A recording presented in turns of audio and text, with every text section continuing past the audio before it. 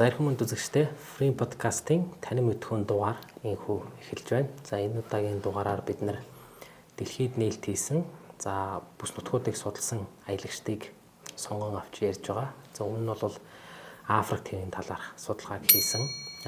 Одоо энэ твээр аялсан 5 эрдэмтнийг аялагчдыг бид нар ярьсан. Латин Америк байна.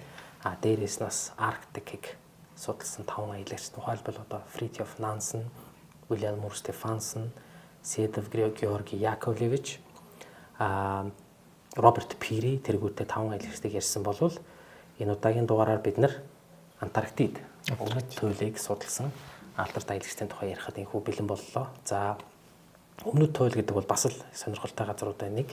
За энэ судалгааны энэ дугаарыг бэлтгэхэд бас л хэд хэдэн их сурвалжийг ашиглалаа. Тухайлбал Тим Маршалын бичсэн газар зүүн хориг гэдэг. Энэ дээр бол өмнөд туйл гэдэг тусдаа бүлэг байгаа. Тэрийг бол ашигласан. За Сто Великих Приключений буюу 100 алдартай хадал явдлыг бас ашигласан.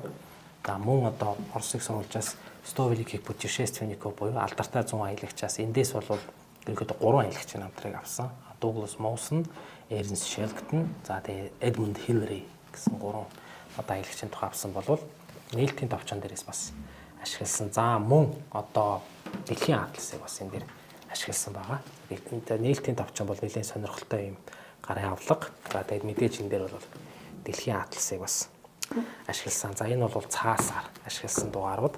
За цахим маягаар бол бас одоо цэрэн дэлэг судлаачийн тэмдэглэлийг бас ашигласан. За мөн одоо бусад одоо их сурвалжуудыг бас ашигласан. За Википедиа миний хувьд бас ашигласан. Гэх мэтчлэн ингээд нийт бид нар чиг сурвалж 13 их сурвалж байна. 13 их сурвалжийг ашиглаж өнөөдрийн дугаар бүтлээ. За өсгөөдөө өнөөдрийн мэндийг хүргэе. Сайн байна уу? Хүрэлцэн ирсэнд баярлалаа. За Антарктид анти-арктик газар. Арктикийн эсрэг гэдэг тиймтэй. За энэ төв өөрөө маш сонирхолтой. Ийм төв л одоо бидний дунд газрын зураг дээр буусан байна. Энэ твийг. За ерөнхий мэдээлэл гэвэл энэ твийн талаарх ерөнхий мэдээлэл гэвэл нийт талбай нэг 14 сая орчим километр квадрат. Австрали твийг нэг 2 нийлүүлсэн дайны том. Бүс нутгийн хувьд бол энэ бол холимог дэглэмтэй нутаг гэж тооцогддог. Нэг улсын мэдлэл дангаараа оршихгүй. Антарктид дээр бол цөмийн зэвсэг турших хэрэг байхгүй, хог хаягдл хаях хэрэг байхгүй. Янз бүрийн одоо дайн тулалдааны байлдааны үйл ажиллагаа явуулж болохгүй. Ийм байгаа. 1915 оны 12 дугаар сарын 1-нд бол холимог дэглэмтэйгээр зарласан ийм одоо газар л та. Тэгээд энэ бол ер нь Джеймс Кук анх холоосныг хараад яасан Лазарев Беллингсгаузен хоёр далаачдын дугаар дээр бид нар ярьсан Лазарев Беллингсгаузен очсон. Джеймс Росс Английн далаачин Джеймс Кларк Росс бас очсон байдаг. Тэг гих мэтчлийн ингээд далаачд бол очиод байсан. За 250 жилийн турш сүүлийн нэг 250 жилийн турш одоо судлаачд аялагчдын нойрыг хагасалж ирсэн. Ийм твэлдээ мөнхийн мөсөн төв, хүүтэн, там, одоо салхины орон гих мэтчлэнгээр одоо янз бүрийн нэр очтой ийм газар л да. Энд бол одоо загсдын отог судалгааны ажил ангиуд баазууд нэлээд байрладаг. Хамгийн өндөр уул нь бол Винсон массив гэдэг яг энэ дээр байна те. 7140 м өндөртэй гэсэн. Винсон массив гэдэг юм уул байна. За Арктикийн эсрэг гэсэн утгатай ийм нэрэлтэй Арктика гэдэг. Арктик. За энэ дээр бол хэд хэдэн тэнгис бийлдэ. Энийг тойроод Беллингсгаузны тэнгис одоо энэ дээр бол тодорхой харагдаж байна. Уэдлийн тэнгис гэж байна те. Лазаревын тэнгис энэ бол Оросын алдарт далаачин Михаил Лазаревын нэрээр нэрлэгдсэн. Рисер Ларсны тэнгис гэж байгаа. За нийгэмдгийн тэнгис гэж байгаа. Дэвисийн тэнгис гэж бас байдаг. Жимон Жюрвиль гэдэг алдарт далаачин Жимон Жюрвилийн тэнгис гэж байгаа. Джеймс Россын нэрээр нэрлсэн Россын тэнгис гэж байгаа. За өнөөдөр бидний ярих Дуглас Маусны нэрээр нэрлэгдсэн Маусны тэнгис за Амундсен гэдэг. Амундсен буюу Руал Амундсен Норвегийн алдарт аялагч Руал Амундсны нэрээр нэрлсэн тэнгис байна. За Оросын алдарт далаачин Фабиан Готлиб фон Беллингсгаузны нэрээр нэрлсэн Беллингсгаузны тэнгис гэж байгаа тийм үү. За өмнө нь бид нэр хэвээ та бүхэн санаж байгаа бол баг 2 жилийн өмнө зоригоо бит хоёр нийлээд Антарктидд судалгаа хийсэн, уралдсан. Энэ одоо гайхамшигтай 2 экспедицийн талаар ярьсан. Энэ нэг нь бол Руал Амундсны удирдсан Норвегийн экспедиц. Нөгөөх нь бол Британий удирдсан одоо Роберт Скотт Фолкны удирдсан баг. Ингээд энэ 2 баг хинэн төрүүлж туйл төрөх вэ гэдэг энэ уралдаанд бол Норвегиуд ялсан. Ингээд Роберт Скотт бол харамсалтай энэ буцаж явахдаа хөлдөж нас бараад ингээд багийн гишүүдийг бол экспедиц дараагийн экспедиц 8 сарын дараа мөсөн дээрээс олж авсан ийм одоо харамсалтай төвхтэй. Газар зүйн байрлалын хувьд бол яг эндхийн тал ер нь бол ингээд өмнөд далайгаар хүрээлэгдсэн. Тийм. Өмнөд далайгаар хүрээлэгдсэн ийм байдалтай байдаг. Ширүүн далай. Тий. Тэгээд хоёр хотгор гүдгэрийн хувьд бол нэг 200-аас 4500 м зузаан мөсөөр хожигдсан. Нийт цэвэр усны нөөцийн 80% нь мөс хэлбэрээр одоо энэ твд байрлаж ийн гэж үздэг. Мөсний нийт нөөц бол нэг 23 сая куб метр ийм одоо ус. Энэ их мөс гинэ тайлбал дэлхийн далайн түвшин бол дунджаар 60 метрээр нэмэгдэх ийм одоо прогноз байна. 60 метрээр. Тэгэхээр энэ бол зөвхөн усны түвшин нэмэгдэнэ гэсэн үг. Яг гэсэн үг биш. Яг энэ чинь эргийн хотууд мэдээж усанд автна. Дээрээс нь Монгол далайтай бол тий одоо тий Монгол далайтай бол манайхаж бас нэг ярьдагсэ. Тэрнээс гадна бас юу болох вэ гэхлээр нөгөө цагуурын өөрчлөлт. Тий хасар их юм маш их өөр болно. Тэгээд нөгөө одоо энэ газрын дулаан урсгал хүүтэн урслын бүх зүйл бол өөрчлөгдөх ийм одоо аюултай байгаа. Тэгээд тийм учраас ер нь бол юу байгалийн тогтцоо тасар өндөр ач холбогдолтой маш өндөр ач холбогдолтой байгаа. За энэ их хүмүүс хайлах юм бол ер нь нэлээд хор уршиг тарихаар ийм байгаа. За ТV-г авч үзэх юм бол баруун болон хойдсдээ бол уулархаг гэж байгаа юм та. Тэгээд ер нь үлдсэн хэсэг нь бол тал тэгш тал газар доо ийм байрлалтай. Өөрөөр бол галтуул ихтэй. Галтуулууд нэлээд ихтэй шүү бас. Тэр нь бас идэвхтэй гэж байгаа. Ер нь салхины галтуулын ийм орон хамгийн хүйтэн тэв. Тэвүүд дотор хамгийн хүйтэн тэв те. Хамгийн салхитай. Хамгийн салхитай. Угаасаа салхины орон салхины тэв гэж хасах 89 градус Цельсиус. Нар нэг удаал мандаж чарга. Тийм чинь 6 сард л нэг нар одоо 6 сарын турш нартай байдаг нэг өмнөд туйлж нар руу хазаачдаг шүү дээ. Цагаан шүнэлдэг. Цагаан шүнэлдэг. Тэгээ 6 сар нь бол харанхуй байдаг тийм ийм байдаг. Мөнхийн шүн гэдэг. За хэмжээний хувьд бол хамгийн топ тэм чинь Аз тэв, тэгээд Африк тэв, Хойд Америк, тэгээ Өмнөд Америк, тэгээд Антарктик тэв тавд орж байгаа ийм тэв байгаа. Баг зэргийн ургамал бол далайн эргээр нь ургана. Тэгээд энэ дагуух нутгаар бол ер нь халимны агам ургана. Халаас нэлээд асар ихсэн байдаг. Олон тооны жигүүртэй оцсон шувууд бас энд амьдрна. Бусад твээс бол хамгийн онцгой өрмөц ийм одоо сонирхолтой төв байгаа. За энэ твийг судалсан мэдээж одоо мундаг аялагчид байна. Гэхдээ эндээс бид бас онцгойлон 5-ыг нь сонголоо. Бас сонголт хийгээд яхад бас хэцүү байлаа. Бид нэлээд ярилцж сонгосон. Өнөөдөр бид нэр Ernst Shelton-ыг ярина. Энэ хүнийг бол ярих ёстой. За Sir Edmund Hillary гэдэг манайхан мэдэх бах нөгөө Эверестийн оргилыг 1953 онд шиг санаж байна. Би он дээр нь жоохон андуурч магадгүй эзэлсэн. Одоо ийм хүн. За энэ бас өмнөд туйлын судалгаагаар нэлээд алдартай юм байгаа. За тэгээд Jacques-Yves Cousteau тий одоо Францын судлаач. Яг одоо Aqualung гэдэг тий.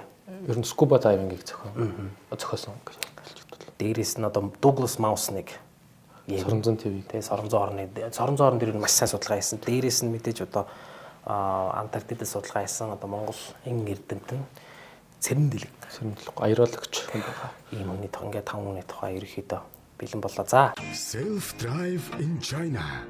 Өөрийн машинтайгаа хятад орноор аялах аяллаа бүртгэл эхэллээ.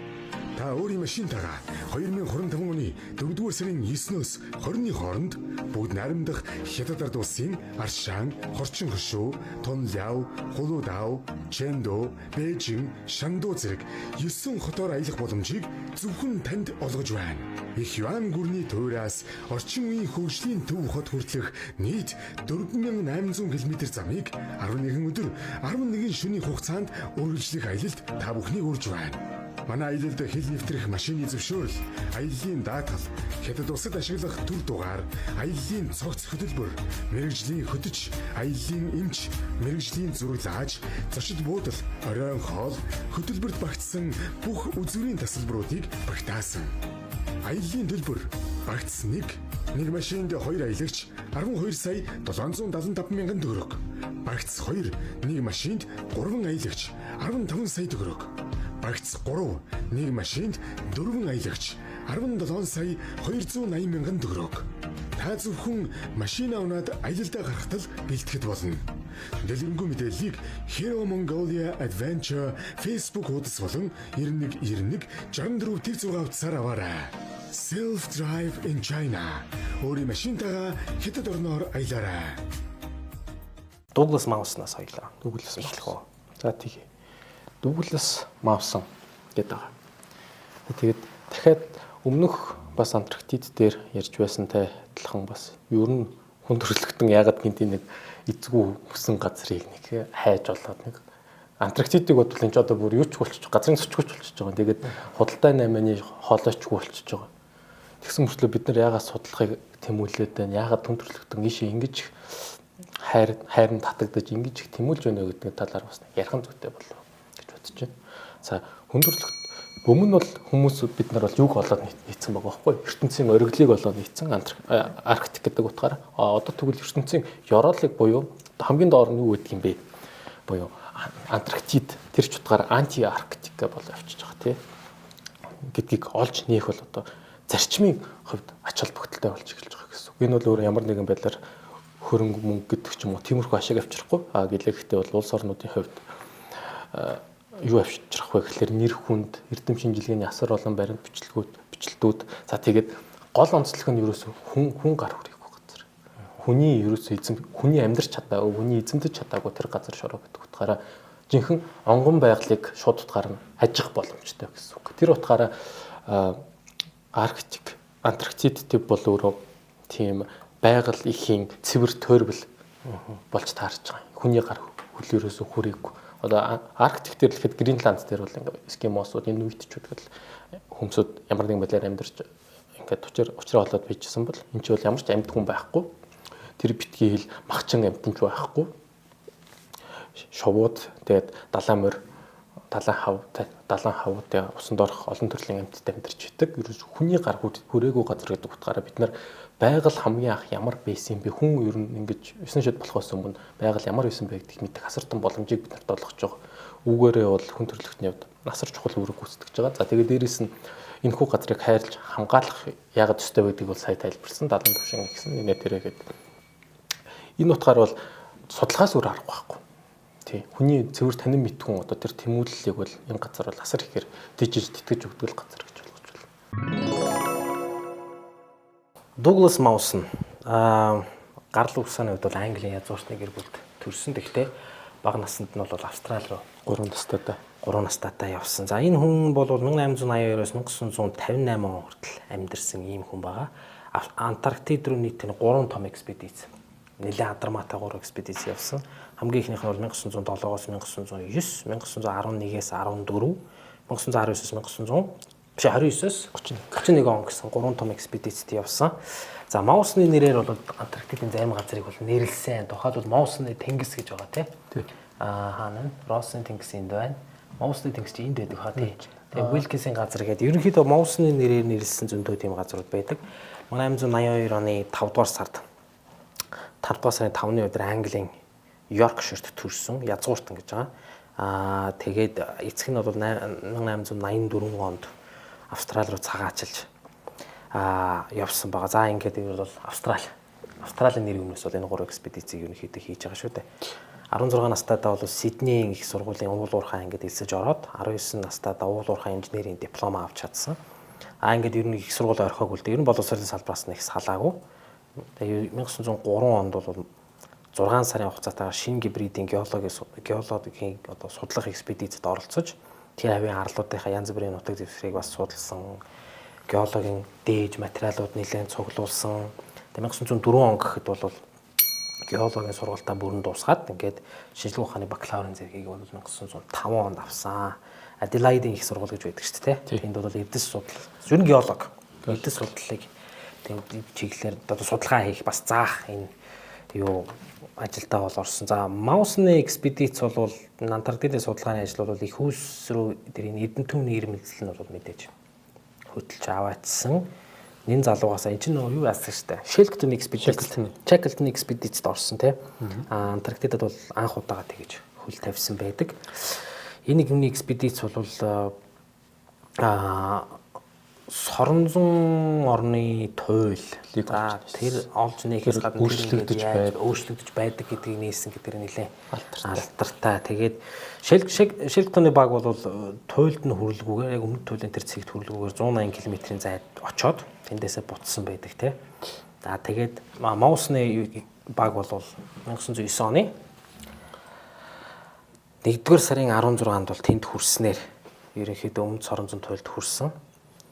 Тэгээд Макмердогийн хоолын баруун хэсэгт Аделийн газрын өндөрлөг тал дээр тийм оршиж ирсэн. Ерөнхийдөө бол Соронзон орн бол энд байна, туйлын энэ юм байна. Энэ бол ингээ байнга шилжиж нүүдэх юм байна гэдэг энэ дээр бол сонирхолтой судалгаа хийсэн байдаг шүү дээ.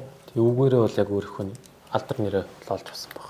Өмнөх яг энэ экспедиц бол Шеклтон бүтлэг үтэж мөвсөн амжилт болсон. Тийм экспедиц болсон байна. Шеклтны хувьд бол бага 2 хувааж аваад одоо Шеклтон бол энэ хэсгээс өмнөд туйл рүү очихыг зорж исэн бол Моосон маань болонгууд энчнээс туйлын Соронзон орныг бол олж нээсэн байна.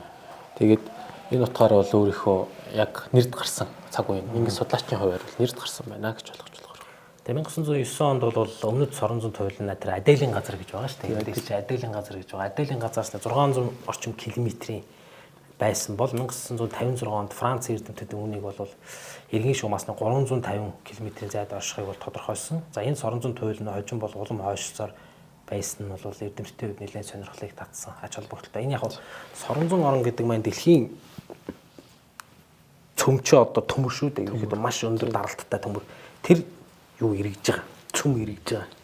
Эргэж байгаа учраас тэндээс ингээд Соронзон одоо юу орон үүсээд тэгээд тэр эргэж байгааг нэг туйл нь бол доор буюу Антарктидэд нэг туйлын дээр байгаад байгаа шүү дээ. Тэгэхээр нөгөө тэрийг судалж одоо тэрний ач холбогдлыг гаргаж ирэх бол айгүй том нэлтэл байсан л да. Яг нэгт бол их амархан хийсэн байгаа шүү дээ. Ингээд компост очсон чил компост доош цаацсан.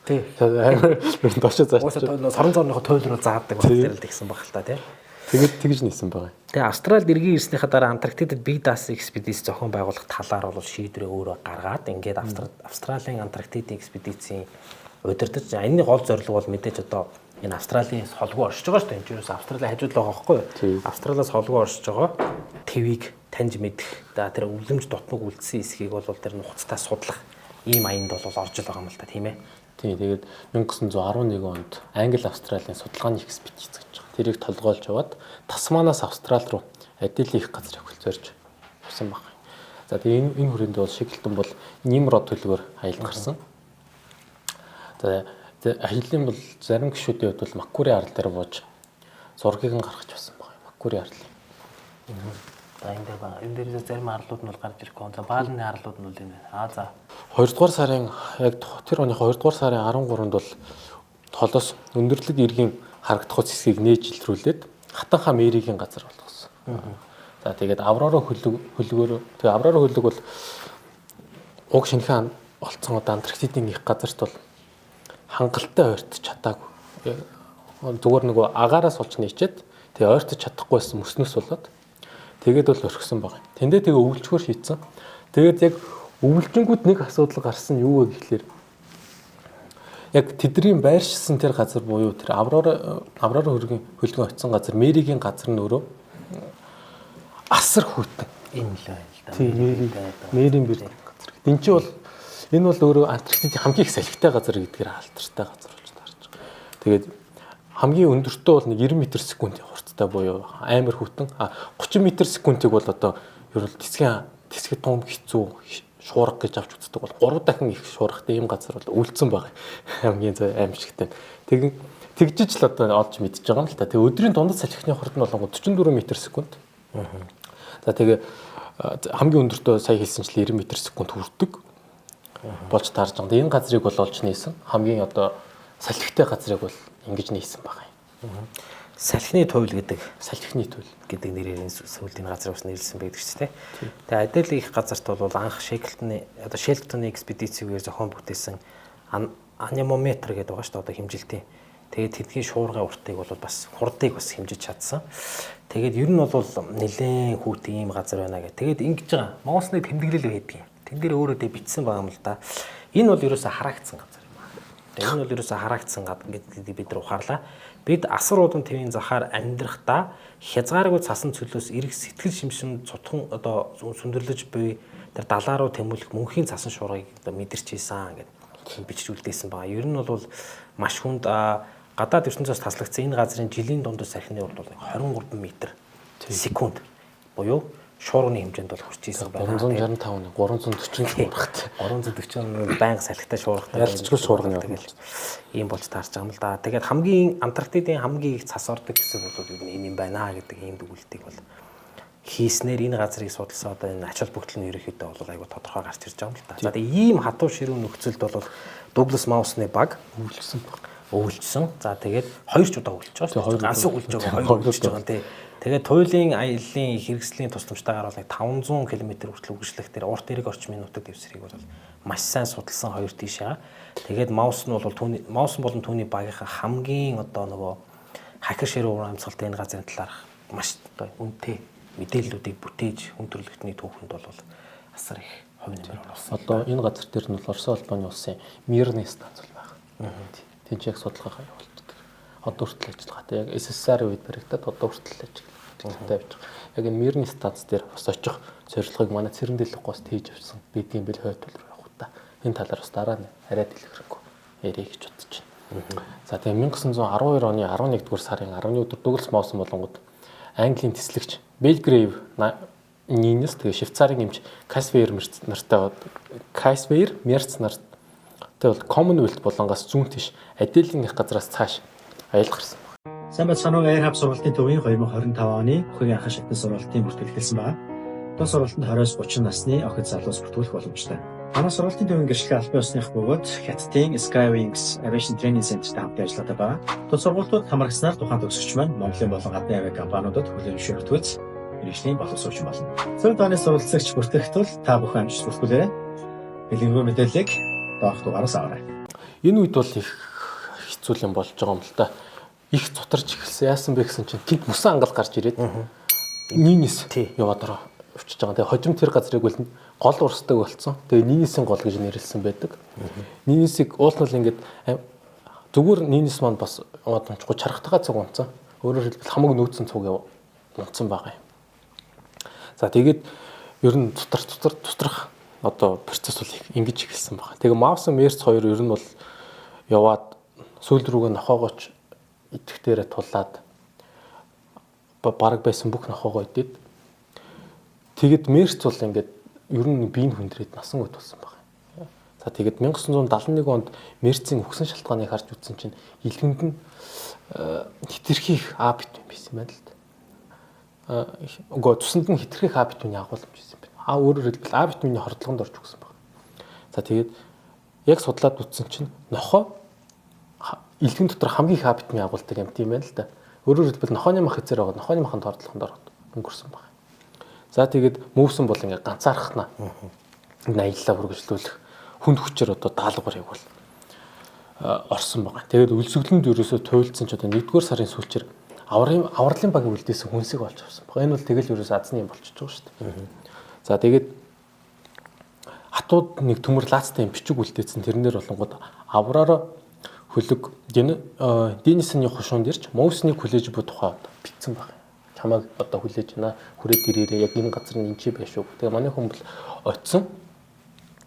Гавчиг авраараа хөлөг бол яваад өгсөн байсан. Яваад өгсөн байна. Тэгээд тэнцэнэ өвлчгөр шидэд нэг бүсэн нөгөө аврагч баг тэнцэн угаас экспедицийн баг үлдсэн байгаа учраас цөөхд төмсөдтэйгээ үлдээд 30 тэгээ яг нөгөө яг баазтай очиход бол 32 хоногийн дараа л очсон байгаа юм л та. Тэгээд үндсэндээ бол ингэж нэг 2 дахь аяллаа бол нэг чүтэй айтай давж гарсан. 2 жил ингэж гарan өвлжж. Тэгээд тэр авраар ч хэдхэн цагийн өмнө ч үлээ 1 хоногийн өмнө ч явцсан. 2 өдөр явцсан гэдэг ч тийм. Бас жоохон золдог л байна. Амьд үлдсэн л исэн юм да одоо бусдаар. За аврора хөлөг дээр одоо бас дахиад экспедиц явж байгаа шүү дээ. 1913 хоног ярьж байна те.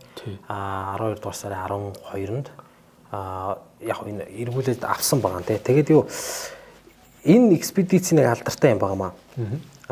Антарктид дэх Денисны хошууны тэр бааз Австралийн хоорондын радио холбоог Маккори арал дээр байрлуулсан одоо завсрын станцаар дамжуулж анх удаага одоо ингээ холбоо тогтоосон явдал бол их чухал байсан. Радио холбоо бол гэхдээ 2 дахь өвлийн хугацаанд л одоо тасралт 2 өвлийн хугацаанд л тасралтгүй ажилласан. За энэ аялалд анх удаага агаарын чарга ашиглахыг зорьсон гэж байгаа. Тий. Шеклтон бол өөрөө нэг тийм уурын зуухтай механикийн ашиглагыг хичээжсэн. Скот ч гэсэн. Тэгээ ер нь энэ уламжлалыг л үргэлжлүүлэхийг хичээсэн байна. Тэгээд амжилттай л болоогүй л дээ. За ер нь бол туршилтын нислэг одоо онгоц бэлдүүлсэн байгаа. Тэр чинь онгоц эд одоо яг гарч ирсэн л байх л та. Гэхдээ энэ бас нөгөө За туршилтын үеэр нисгч нь Ослоод амь үргэлддэг билүү? Амьд үлдсэн. Азар амьд үлдсэн. Тий. Азар Ямар ч үсэн туршилт бол дэлбэрхээс өмнө гарч ирсэн. За тэгээ энэний дараа бол юу яг нь ер нь туйлд хийсэн хэд хэдэн судалгааныхаа дараа бол Дуглас Маус нь бол мэдээж одоо Австралид бол нэлээд нэр хүндтэй юм. Туйл судлаач эрдэмтний дүрээр гарч ирсэн л та. Тэгээд цол хүрсэн шүү дээ. Сэр тогшлоо эрхэм үедээ сэр. Тэгээд бас Лондонын газар зүйн нийгэмлэгийн медаль байна. Эзэнт гүрний одон гэдэг том одоо шагналуудаар шагнуулсан. Тэгээд ерөөс ийм л дүгнэлттэй ярьж байгаа. Бид нар Антарктид твийг сайн судлах хэрэгтэй. Бид нар бол дөнгөж ингээд гадаргын ачаал өнгөрлөө. Тэгээ үнэхээр одоо гүн судалгаа бол бид нар цаашдаа юу хийх ёстой гэдэг ийм дүгнэлтэнд хүрээд ирж байгаа шүү дээ. Тий. За тэгээ 1930 он Discovery хөлөг онгоцтойгоо нөгөө онгоцоо ашиглаж дахиж судалгаа хийхээр явсан байгаа. Discovery хөлөг онгоцын хамтар. За тэгээ газрын дагуу урагшлаад 1930 оны 1-р сард Норвегийн Рисер Ларсен ахлагчтай. Норвег гэдэг хөлөг бас хөлөгтэй ингэж таарсан баг. Ингээ хоорондоо зөрсөн яг адилхан судалгаа хийж таарад. За тэгээ хоорондоо бол тохиролцоод аль хэсгийг нь Австрали, аль хэсгийг Норвег авъя гэждэг үлээ. Яг 50-50-аар ингээ хуваагаад авсан газруудаа. Тэгээ маш эвтэй найртайгаар судалгаа хийсэн баг. Нөгөө өмнө Пири хийдэр шиг алдсан ерөөс маш эвтэй найртай хоорондоо тохиролцоод би энэ газрыг чинь газрыг гэдэг хоорондоо хуваагаад газраа судалж эхэлсэн байгаа.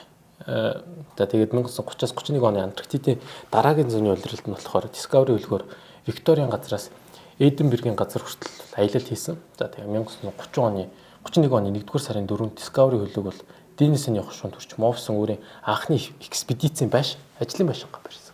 Энэ бол өөрөө том амжилт болж таарч байгаа. Ягаад гэвэл одоо бид нар хэрвээ юун дээр очих юм бол одоо Антарктид дээр гэх юм бол одоо энэ deception гарал гэж байдаг. Тэгээ deception гарал гэж байдаг. Deception гарал дээр л гэх юм бол одоо хөл аялагчдад зориулсан юм байшин байждаг, нөөц мөц тавьсан байдаг. Яг тэрнтэй адилхан энэ бол дараа аялалд маш амар болгох одоо нөгөө станц баригдах хэллэг ингэж тавьсан байгаа. Энэ бол өөрөө яг туйл судлалын хувьд нөгөө нээлтгэхэд хэцүү гэхдээ нөгөө асар том хөдөлгөөр одоо нэг том түвшиг болох үст тийм ажлыг бол бүтээж чадсан байна. За энэ дээр манай хүн бол геологийн судалгааг маш сайн хийсэн. Ер нь бол эрэг дагуух судалгааг нэлээд нэрээ хийсэн. Газрын зураг дээр буулгахын буулгаад хэмжилтүүдийг хийлгээд тэгээ явсан байгаа. За энэ дээр нөгөө Маккензигийн нэрээр нэрлсэн том булан байгаад байсан шүү дээ. Сүүлд энэ нэрийг өөрчилсөн л доо. Маккензигийн тэнгис гэж нэрлсэн байгаа. За одоо бол энэ тэнгисийг бол Моусны тэнгис гэж. Одоо энэ байна л да. Энэ Моусны тэнгис гэж энэ те. Тэгээд тэгж нэрлсэн байгаа. За ер нь судалгааг бол одоо юу яасан байгаамаа. Энд баг сүүлийнх нь экспедиц баг шүү. Тийм сүүлийнх нь экспедиц. 3 экспедицийн 3 дахь нь тийм ээ. Тэгээд чулууны дээж нэлээд цуглуулсан. Тэгээд энэ одоо юуны хурд өөр нэг геологч учраас л чулууны дээж судлаад байгаа юм л да тий. Тэгээд үлдсэн амьдралаа бол нөгөө судалсан судалгааныхаа тэмдэглэлүүдийг эмгэгдэх, цэгцлэх, янзлах, ном болгож гаргаж ирэх тэр одоо ажлуудыг нэлээд хийсэн байдаг шүү дээ тий. Тэгээд ер нь бол Австрали твийн Антарктид дэх бүх судалгааны ажилд бол одоо маш том эргэлтийг хийсэн гэсэн ийм одоо Австрали бол хэлсэн байдаг юм байлээ судлаачд. Тий. Тэгээд Австрали бол мөвсний барилга гэдэг тусдаа барилга үйждэг. Дотор нь мөвсний цуглуулсан эд баримтуудаар хийсэн үзээ бас үйждэг. Ер нь бол Австралийн геологийн туйл судлалын бол ноён өргөлнө гэж бол буруутгах. Моусны тэнгис гэж байдаг. Моусны станц гэж бас байдаг. Моусны станц одоо нэрээр нэрлсэн судалгааны том станц ажилладаг. Ер нь тэгээд Моус нь Австрали тавьсан явж судалснаас австралчууд Антарктидыг сонирхох. За тэр бүр нэрийг бас Шинэ Зеландчууд хүртэл өөрсдөө Австралиг. За энийг хэдүүлээ юун дээр ярина? Эден Тиллер дээр ярих хэрэгтэй байх. Ер нь бол австралчууд бол нэлээд сонирхох юм юу эхэлж байгаа шүү дээ. За Моусны экспедиц бол үнэхээр бас энэ 3 аялал бол бас Австрали Антарктид твийг судлах энэ одоо ажилд бол нэлээд үнэтэй хувь нэмэр болсон. За энэний дараагийн яригдах хүн Shackleton гэж хэрхэн байна? Эрнст Хенри Shackleton гэдэг Английн алдарт одоо туйл судлаач. Ахмад Роберт Скоттыг бас мэддэг. Тий. Роберт Скотт бол Антарктид судалгаараа одоо ам үндсэнтэй оролдож аваад буцаж замдаа эндэж байгаа юм хүн байгаа шүү дээ. Роберт Скоттын бүр ажлын хөлгөтөнд ингээд цуг явуулчихсан. Тий. Энэ тэгээд туйлын экспедицийг удирдах тэр 88 градус 32 минутад гуртрын өмнө тэнд бол Викторийн нутагт уулын нуруу, за тал газар, мөсөн голыг нээн илрүүлсэн. За тэгээд энэ нь бол мэдээж түүнийг бол туйл судалт бол нэлээд том байр суурьтай бичигдэхэд хүргэсэн. 1914-өөс 17 оны хооронд бол Антарктидын эргийг зорьсон экспедицийг бас ахалж явсан юм түүх байна.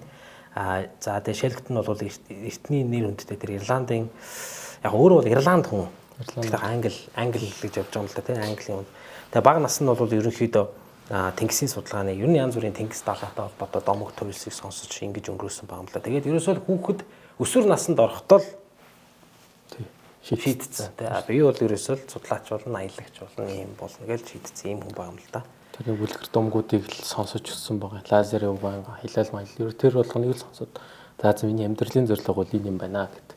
Тэгээ энэ дээрээс бас нэг бид нар өмнө пиригийн талаар ярьж байсан шүү дээ. Тэгээ пиригээс нэг ялгаатай юм. Мань хүн бол зорилго нь бол бас үе үед нэгт байдаггүй. Өөрийнх нь хамгийн гол зорилго нь юу гэсэн бэ гэхээр аялалд гарлаа гэж бодоход ер нь нэг хамт явж байгаа хүмүүсээ алдчихгүйхан шиг явъя гэдэг бол өөрийнх нь чин зорилго нь байсан. Тэгээд 2 ч удаа 3 удаа нийтдээ Антарктид руу экспедиц явуулаад 2 удаа бүтлгүүцсэн байдаг. За тэгээ ер нь 2 удаа бүтлгүүцсний ард дээрээс мань хүн бол ер нь англида жоохон нэр хүнд муутай болоод мөнгө дэмий зарлагддаг энэ тэрэг засгийн газрын дэмжлэг дээр авахд ер нь том бэрх болоод хэцүүдэж эхэлсэн байдаг. Тэгээд нэг удаа сүүлчийн хүчээ нэг хаяхаар шийдээд хамаг өөрийнхөө хөрөнгө мөнгө нэр хүнд бүх юмаа золионд гаргаад endurance гэж хөлөг онгоцыг хөлөглөөд 27 хүний хамтаар аялал гарсан байдаг. За тэгээд endurance хөлөг онгоцонд баг хамт олно бүрдүүлэхтэй юм зар явуулсан байна. Тэр зар дээр болонгууд аимшигтай хүйтэн, тэсгэм хүйтэн газар руу аялал явах хүмүүсийг хайж байна. Цалин баг эргэж ирэх нь ойлгомжгүй. Эргэж ирэх нь ойлгомжгүй. Тэгээд хэрвээ эргэж ирч чадах хаваас нэр хүнд алдар нэр бол баталгаатай гэдгсэн байна. Тим зарыг явуулсан. Өөрөөр хэлбэл надтай цуг аялах юм бол та нар ер нь бол хүчиж магадгүй. За тэгээд дээрээс та нар цалин мөнгө дөрөг бодоод ч хэрэггүй. Өөр нь бол ингээ сайн дурын ажил шахах юм бол шүү. Үнэхээр хойд төл руу явах хүсэлтэй хүн байвал явъя гэдэг тийм зарыг явуулсан байна. Тэгээд бас сонирхолтой нь 8 ширхэг Кембрижийн боловсролтой хүн энд нь ингээд явъя гэж явсан байгаа. Өөрөөр хэлбэл цэвэр тийм эрдэм шинжилгээний тийм ээ газар нээх тэр зорилгын хүрээнд явсан тийм үйл аялал болж таарч байгаа. Тэгээд аялалдаа явж байхдаа одоо бидний нэрэлдгээр Шеклтоны мөсөн тавцсан гэдэг юмтай тулгарсан. Тэр бол үнэхээр хэцүү зүйл байсан. За Шеклтоны хувьд бас явахдаа бол нэг 27 нохой 4 гүлхтэй явдаг баг. Тэгээд тэгж явж байхдаа бол эхний ээлжинд бол том давгүй явчихсан. Тэгээ нэг өдөр хөлөг онгоц нь түгжигдсэн. За одоо энэ түгжинээс яаж гарах вэ гэдэг. Хөрхөө бүгдээрээ л чарганаасаа гарч ирээ ус онгоцноосоо бууж ирээл нөгөөтгч жотоо гарч жотуудаа л ингээл нүдээл ихсэн. Ямар ч найдлага байхгүй. Ядж яхад нь нөгөө мөнгө мотой байсан учраас ямар ч тесрэх бодис авч яваагүй. Тэгээ дислэх аргагүй байсан. Тэгээд Шекл ерс за хэдүүлээ одоо хөлөг онгоцондоо өвлжөө. Одоо эн чинь ингээ өвлжийг шийдсэн баг. За тэгээ явж итэл нэлээд хэдэн сар өнгөрсний ард дээрээс endurance хөлөг онгоц хазаач гэсэн гинт. Юу болов гэд харсан чинь доороос нь усан гэж орж ирээд. Хөлөг онгоц доороосоо цоороо орцсон өвдөрч гэсэн баг. Өөрөөр хэлбэл анх бол хөлөг онгоц маш чанартай мундаг хөлөг онгоц инээ тэрэ гэж хүмүүсд хэлж байсан. Нэр нь хүртэл endurance буюу те ингээд төвчих гэсэн үг шүү дээ. Байтал одоо ингээд доороос ус алдаж эхлээд тэгээд ер нь нэлээдэн 7 хоног бол харж байсан баг. За гайгүй болох нь яах нь хүмүүс нэг сулраад нэг учир цанцыг нь болох нь засч чадах нь гэл үзээд исэн ерөөсө бүтлгүүц юу ч чадаагүй.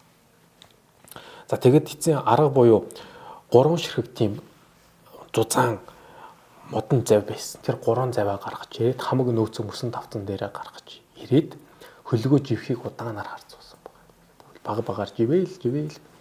Тэгээд үндсэндээ бол нэг юм хөвгч мөсөн дээр амьдарч өвлжиж эхэлж байгаа. Өөрөөр хэлбэл энэ бол яг Антарктид их газар дээр биш. Энд чинь ингээд нэг юм мөсөнд гаццсан. Тэр мөстэйгоо л ингээд суг амьдарч байгаа. Өсгөө ерөөсөө энэ Антарктид тэр хөл тавиагүй явж байгаа. Тэгэл ерөөсөө эхний ээлжинд бол аюу тун давгүй үлдсэн гэж байгаа. Эхний өвлж бол ер нь тун давгүй байсан.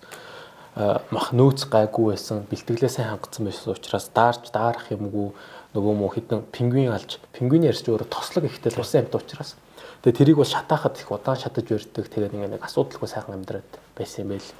Тэгээд махан дээр болонгоо жуугаа идэл далайн хав далайн морины мах идэж болгоол.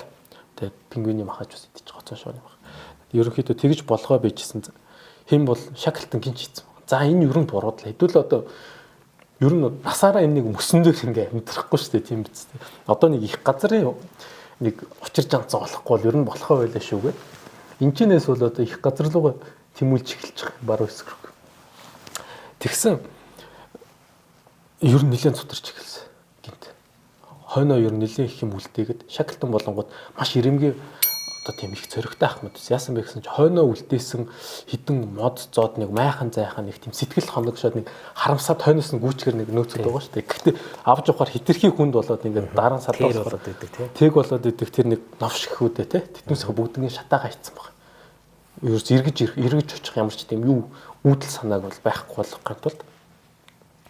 Тэгээд аялалдаа гарсан. Тэр үед бол түүний бас эсрэг байсан ганц 2 хүмүүсүүд л байсан. Гэхдээ ганц 2 гэж хэлэхээс илүүтэйгээр баг дотор нь байсан түүнийг эсэргүүцэж байсан 3-4 хүний санааг л нэг илэрхийлж байсан ганц хүн гэхүүдээ тийм ээ. Тэр хүн бол шакалтан чи бол бид хэдийг одоо налах юм бэ? Полиж юм. Ер нь одоо чи бол ингээ хамаа хорлохоор шахах юм болж байна. Та нар яаж энэ хүний дор байж чадчих вэ энэ тэр шакалтан одоо зогс явахгүй гэж байгаа байхгүй. Тэгээд нөгөө хүнийг бол өөртөө Carpenter гэдэг хүн байсан. Carpenter бол за чи одоо бид нартай цуг аялна. Тэгээд хөлгийн дагалдагч ахмад ижээс хүмүүний хэлснээр бол Shackleton бол тэр Carpenter-ыг бол буутахад бэлэн байсан гэж байгаа. Ягаад гэвэл хөлөг онгоцны мараалыг устгаад байсан. Shackleton-ы хамгийн том дайсныг бол яг энэ аялал үеэр бол мөс байгаагүй гэдэг. Мөс ч юм уу орчин Антарктид байгаагүй гэдэг. Түүний хамгийн том дайсан бол хүн байсан гэдэг байхгүй.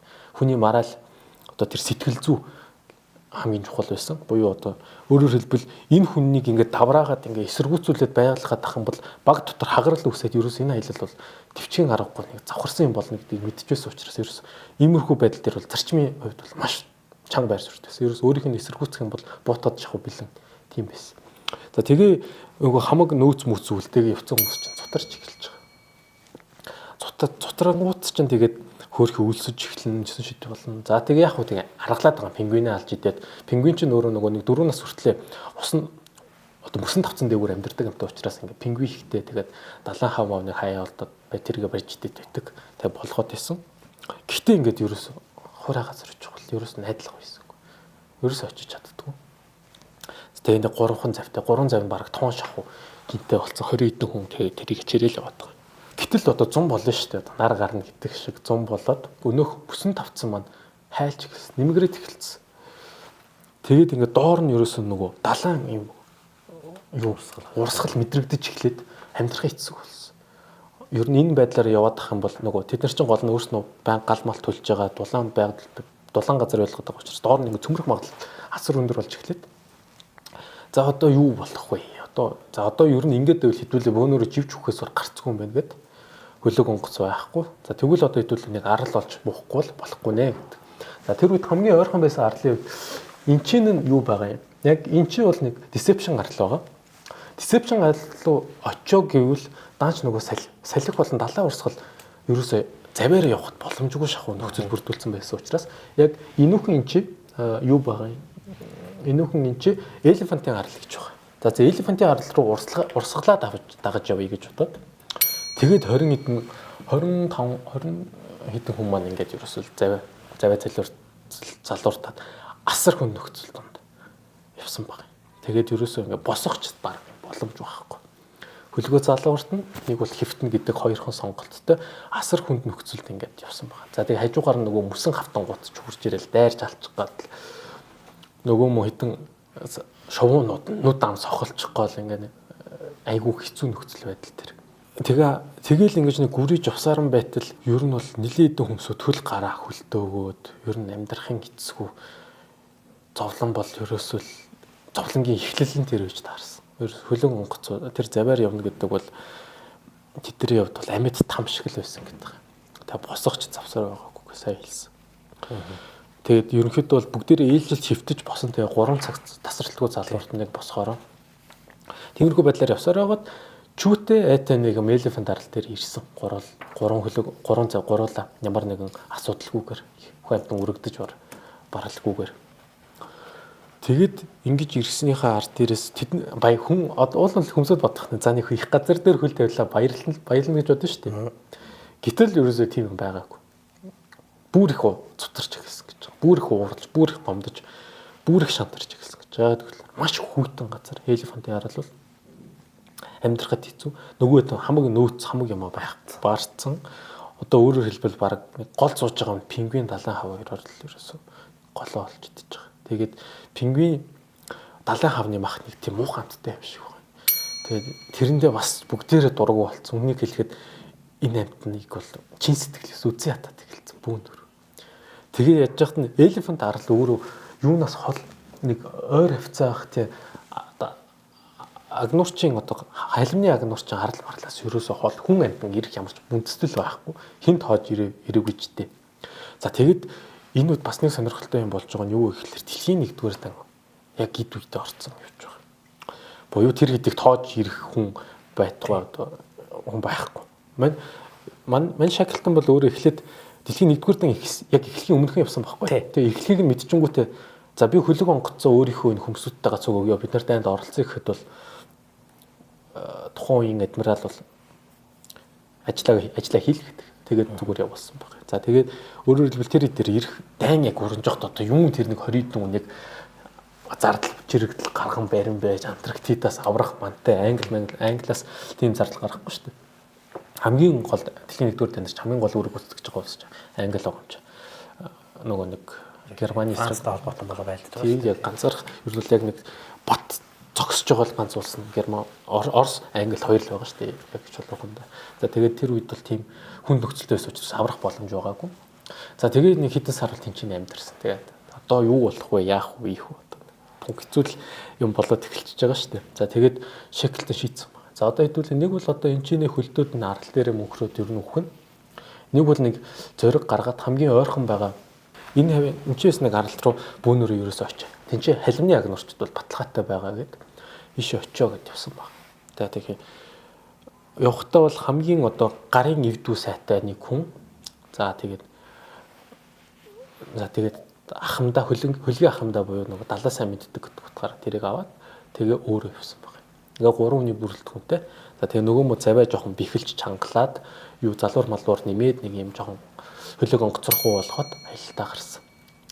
За тэгээд энэ аялал бол бас бүр хэцүү байсан. Одоо цөөхөн хүмүүстэй тэгээд хоолнд тэгээд яг явахын өмнө 4-7 хоног л нөөц авсан гэдэг.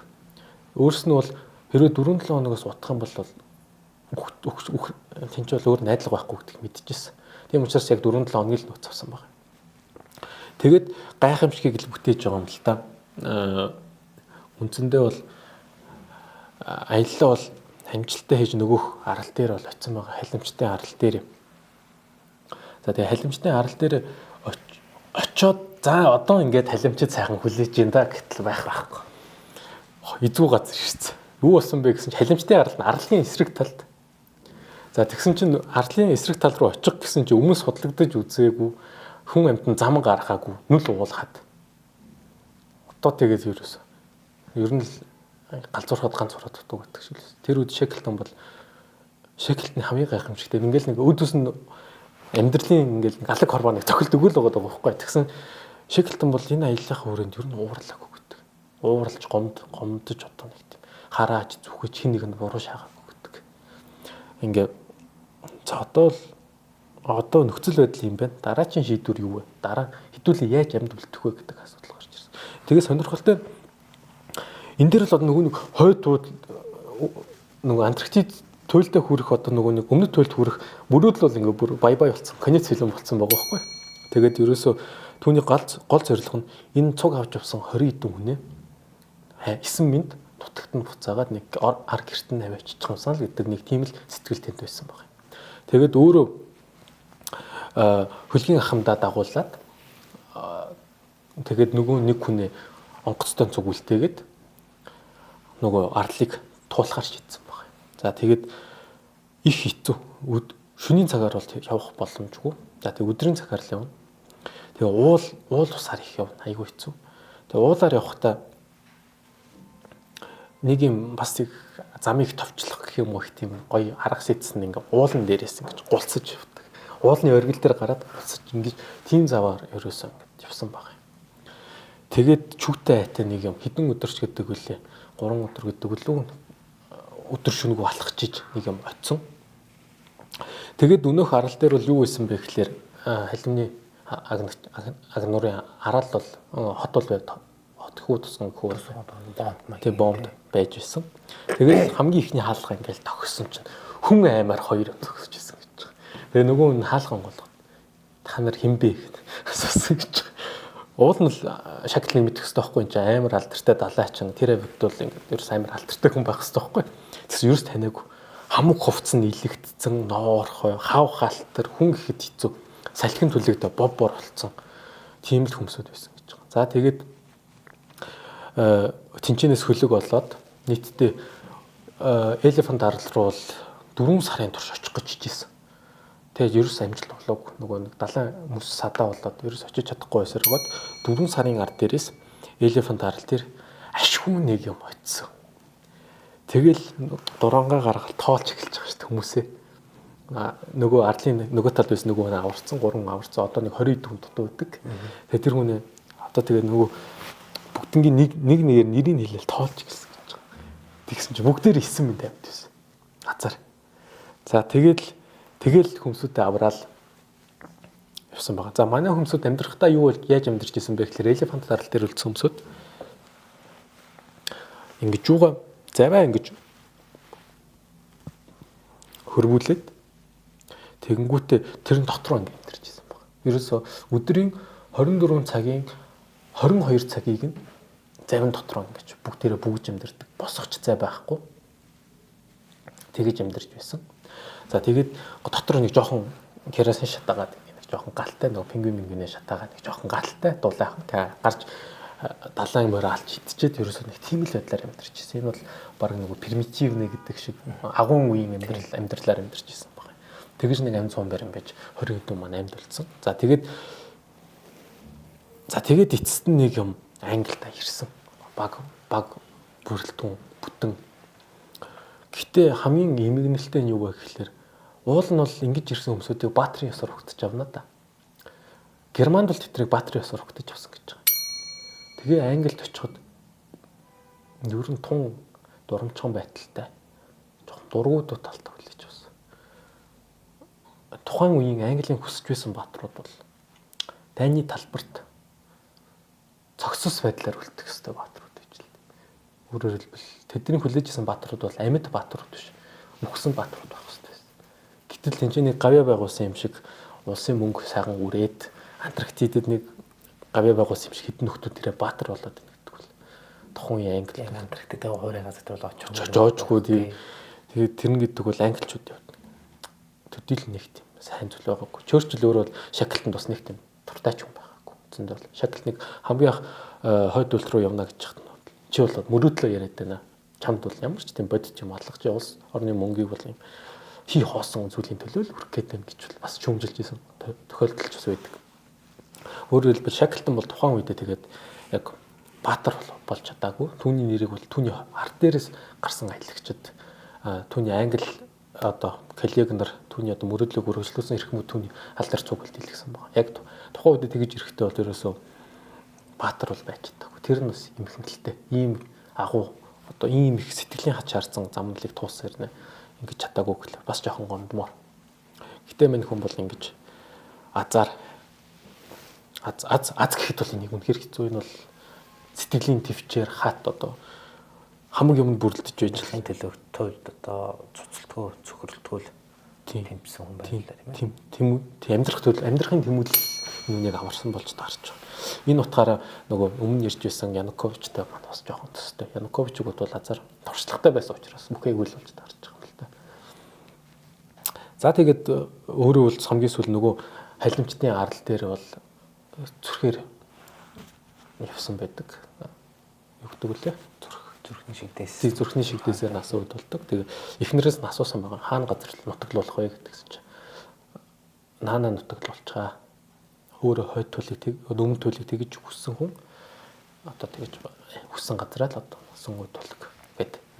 Тэгээд тэнцэнэ бол түүний нутаглуулсан бит юм билээ. Ер нь бол ингэж өмнөд туйлдах Английн мөрөөдлийн эхлэлийг тавьсан гэж хэлэх үү. Англи судлаач нарын ихийг нь тавьж гол үндэс суурин болж өгсөн хүн Shackleton болж өгч байгаа.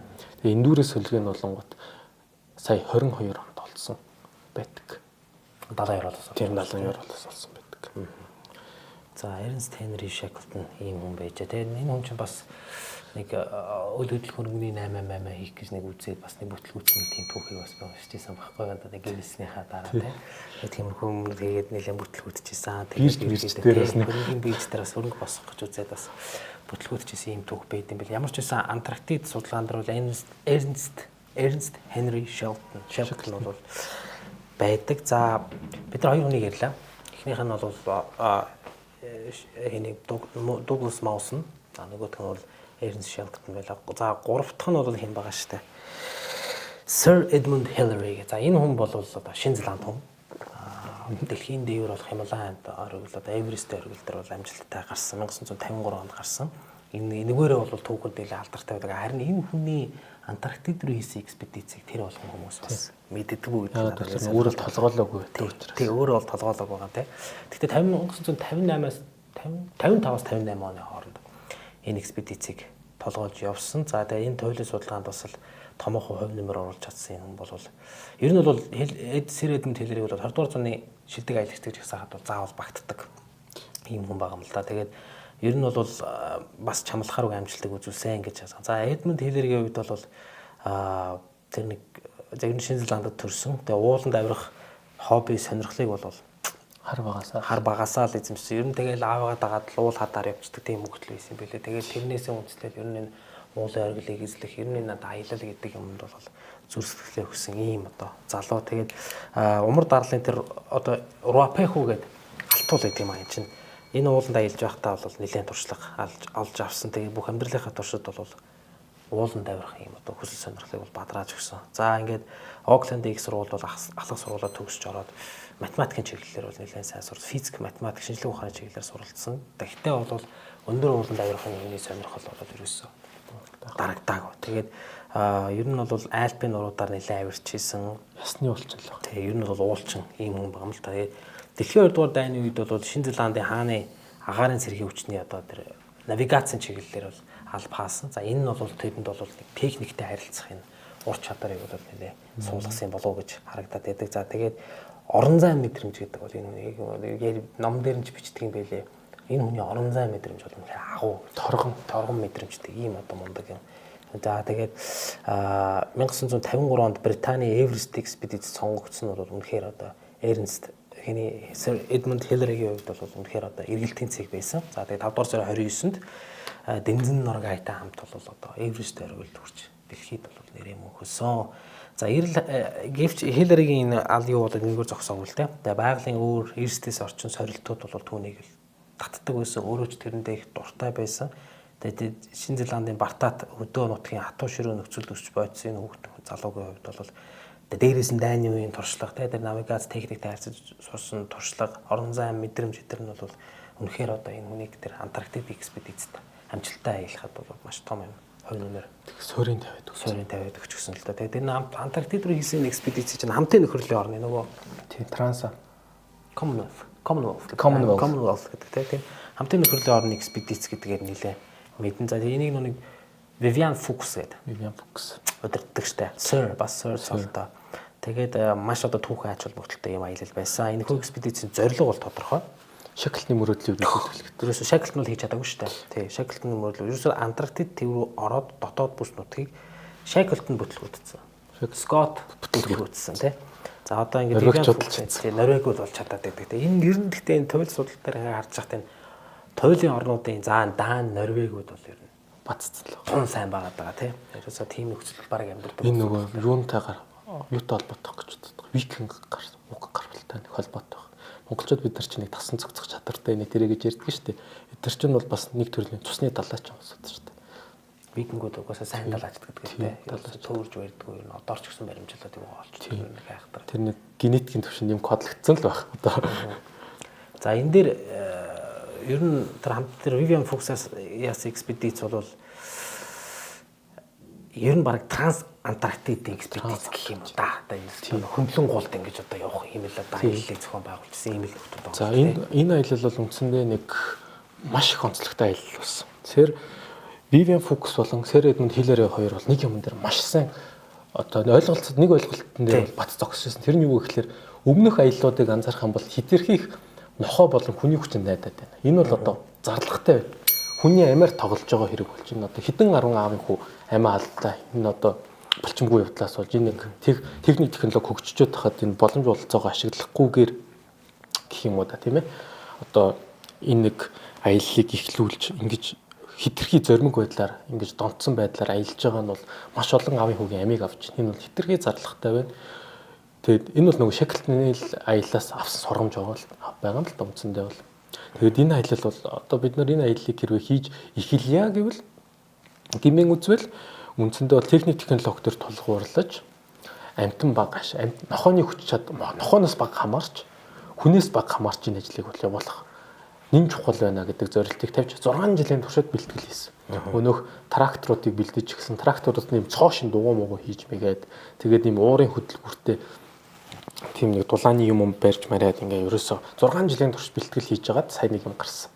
За тэгээд аяллаа ихэнд бол манай Sir Edmund Hillary-г яагаад авсан бэ гэсэн чинь таны түрүүнд өрсөн нөгөө онцгой мундаг чадвар байгаа учраас энэ хүн бол энэ аялал заавал явах ёстой. За тэгээд Шинэ Зеландын багийг бол энэ хүнээр ахлуулъя гэдэг тийм саналыг тавьсан байгаа юм. За тэгээд мань хүн Шинэ Зеландын ажлыг ахлаад хамгийн ихэнд хийсэн ажил нь юу вэ гэхээр хөлөг онгоцныхоо хамтаар энэ чи Shackleton станц гэж байгаа. Shackleton станц дээр хурж ирээд дараа нь жилийн дараа ирэх Fuchs-ийн нөгөө нэг нөөцүүдийг нь бэлдэх нөгөө байшин барилга барих. Байшингаа барихтай онцлогтой барьж байгаа. Цас ухаж барина. Цасаа ухаад хоёр талд ингээд мотор хашаад тэгэнгүүт цас өөрөө ингэж дээгүүр болж эхлээд нэг тиймэрхүү нэг тийм нарийн механизм цасаараа мануулах маягтай. Тийм мануулах маягтай. Тэгэж юугаа байшингуудаа бариад нэг 20 хэдэн хүнтэй очиод 8 хүн үлдээд тэгээ буцаж ирсэн баг. Нөгөө хүмүүсд маань бол хэний хүлээх болчихж байгаа. Fuchs-ыг хүлээгээд Fuchs-тэй нөгөө нэг хамаг нарийн ширээ мэдээлэлүүд бүх юмыг нь бэлдэж өгөөд ерөнхийдөө Hillary-гийн хийх ёстой гол ажил бол Fuchs-ийн аяллыг л их хөнгөвчлөх, хөнгөн болгож өгөх, замыг нь бэлдэх тэр үүрэг даалгаврыг авсан байна. За тэгээ буцаж явсан. Тэнгүүд эн чинь болонгууд Росси станц байгаа. Тий. Росси станц байгаа. За тэгэнгүүт юу болж байгаа вэ гэхээр Fuchs бол Shackleton станцаас ирээд өмнөд туйл хүртэл ингээ явах хэвээр. Энэ хүртэл нэг 2000 миль хавцаа байна гэдэг үлээ өгдөг үлээ. Тийм баг 3000 орчим километр, 3000 гаруй километр гэдэг үү тий. Энэ хүртэл явна. Shackleton болох үгүй Sir Edmund Hillary болохоор энэ Росси станцаас амдаж очих хэвээр байсан. За тэгэд яг энэ хавцаа ирээд буюу хойд өмнөд туйлд очихоос нэг 800 милийн наах нь хүлээгээ байж хэвээр байсан. Энд чи болонгууд хэрвээ Fuchs ирчингүүд Shackleton амдаж очоод за тэгэд Shackleton-ы гаргасан энэ замаар ингээ шууд амнаад туулах ийм зорилготой. Транс Антарктидын хөндлөн гуулд аялал чинь л байна шүү дээ. Тий, яг ингээ хөндлөн туулах тийм зорилготой л аялал эхэлсэн байгаа юм. За тэгээд аялал бол ер нь жоохон бүтлгүй эхэлсэн. Fuchs-ийн хувьд бол нэг далайн нөгөө өнөөх л нөгөө мөсөн төгжигдээд сар гарan очих хэвээр газар очиж чадаагүй. Тэгээд тэрнээс болоод ер нь бол тоо ажлын явц жоохон удаашрч эхэлж байсан. Shackleton гинэ. Sir Edmund Hillary болонгууд Росси станц дээр цагтаа ирсэн төрүүл явцсан байсан. Өөрөөр хэлбэл төрүүлж явах боломжтой болчихсон. За тэгээд энэ үед Shackleton-ы нэг онцлог нь Fuchs бол нохоо авч явсан байгаа юм. Бас нэг 27 нохоо авч явсан байгаа юм. Хэн болохоор Hillary болохоор нэг ч нохоо авч яваагүй. Зөвхөн нөгөө трактор дээр л сурлаа бийсэн. Трактороор авч явсан. За яг трактор нь өөрөө нэг болбор шар өнгөтэй бидний мэддэг трактортай л ижилхэн трактор байгаа. Тэгээд дугуйг нь яг юм солино танктай нэг ижил төстэй болгоцсон. Гулцах зорилттой зам гаргаж явахгүй. Нэг тиймэрхүү зорилтоор тоноглолцсон тийм трактор байсан баг юм. За тэгээд мань хүн газар дээр очсон байдаг. Гэтэл 14 хоног хүлээж байгаа шүү дээ. 14 хоног хүлээж байгаа. Тэгээд тэнд хэлсэн байгаа. Fuchs руу залгаад радиогоор за энэ аялал ер нь бүтлгүүт талтай байна шүү. Та одоо ингэж удаад тах юм бол хэдүүлээ жилийн дараа эргэж ирье гэсэн байна.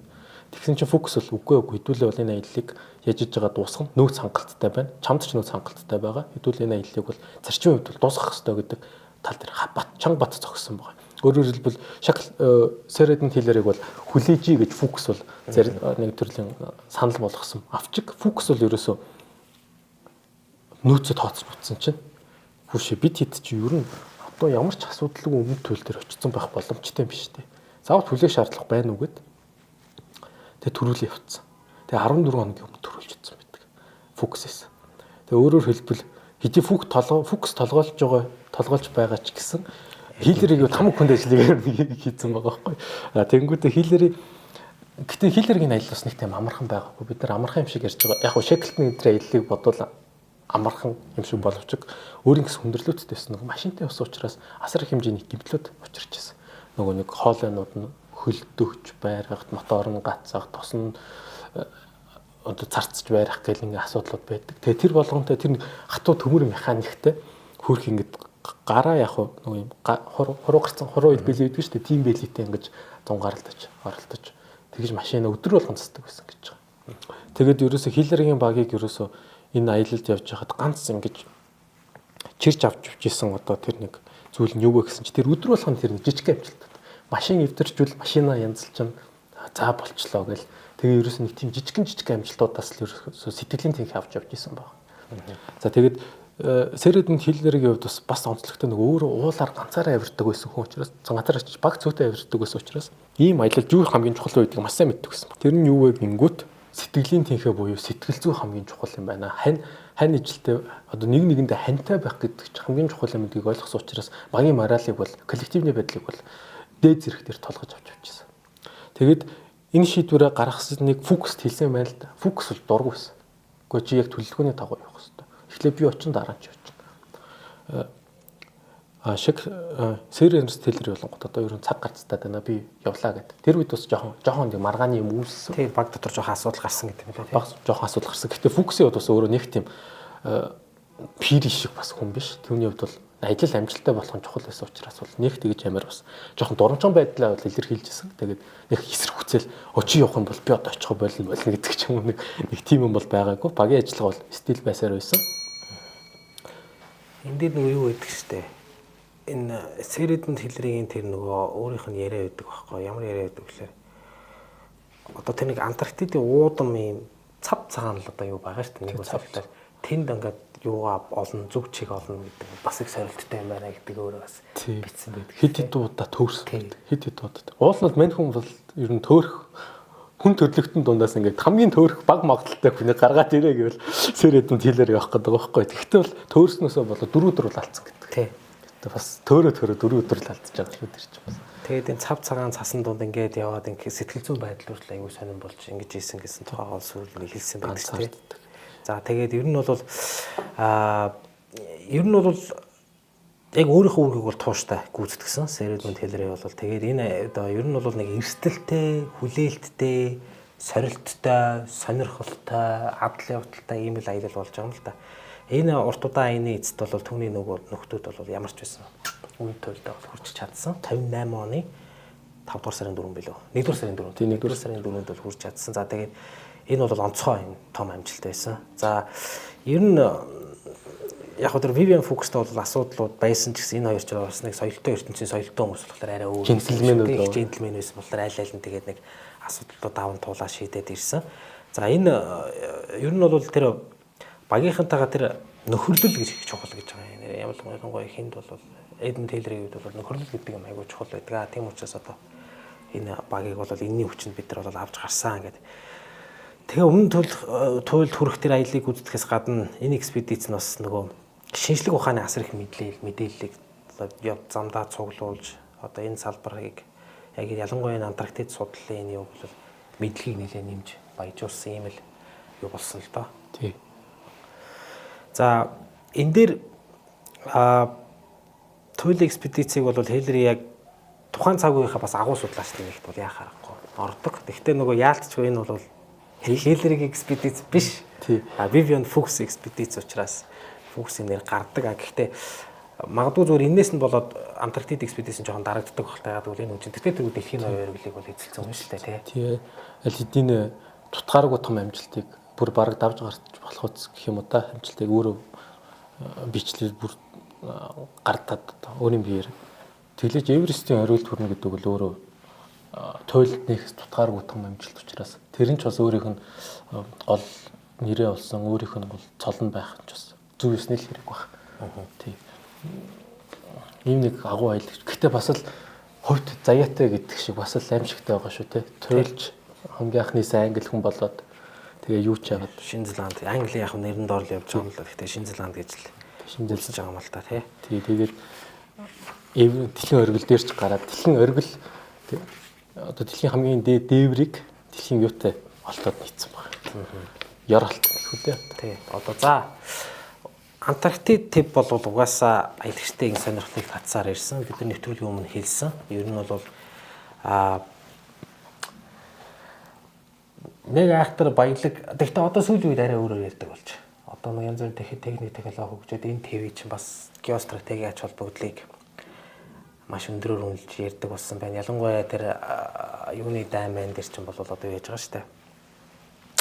Фолклендийн дайман бол британчууд тэгж байгаа шүү дээ. Энэ бол ерөөс Антарктид төвд хүрэх stepping stone гэдэг шүү дээ.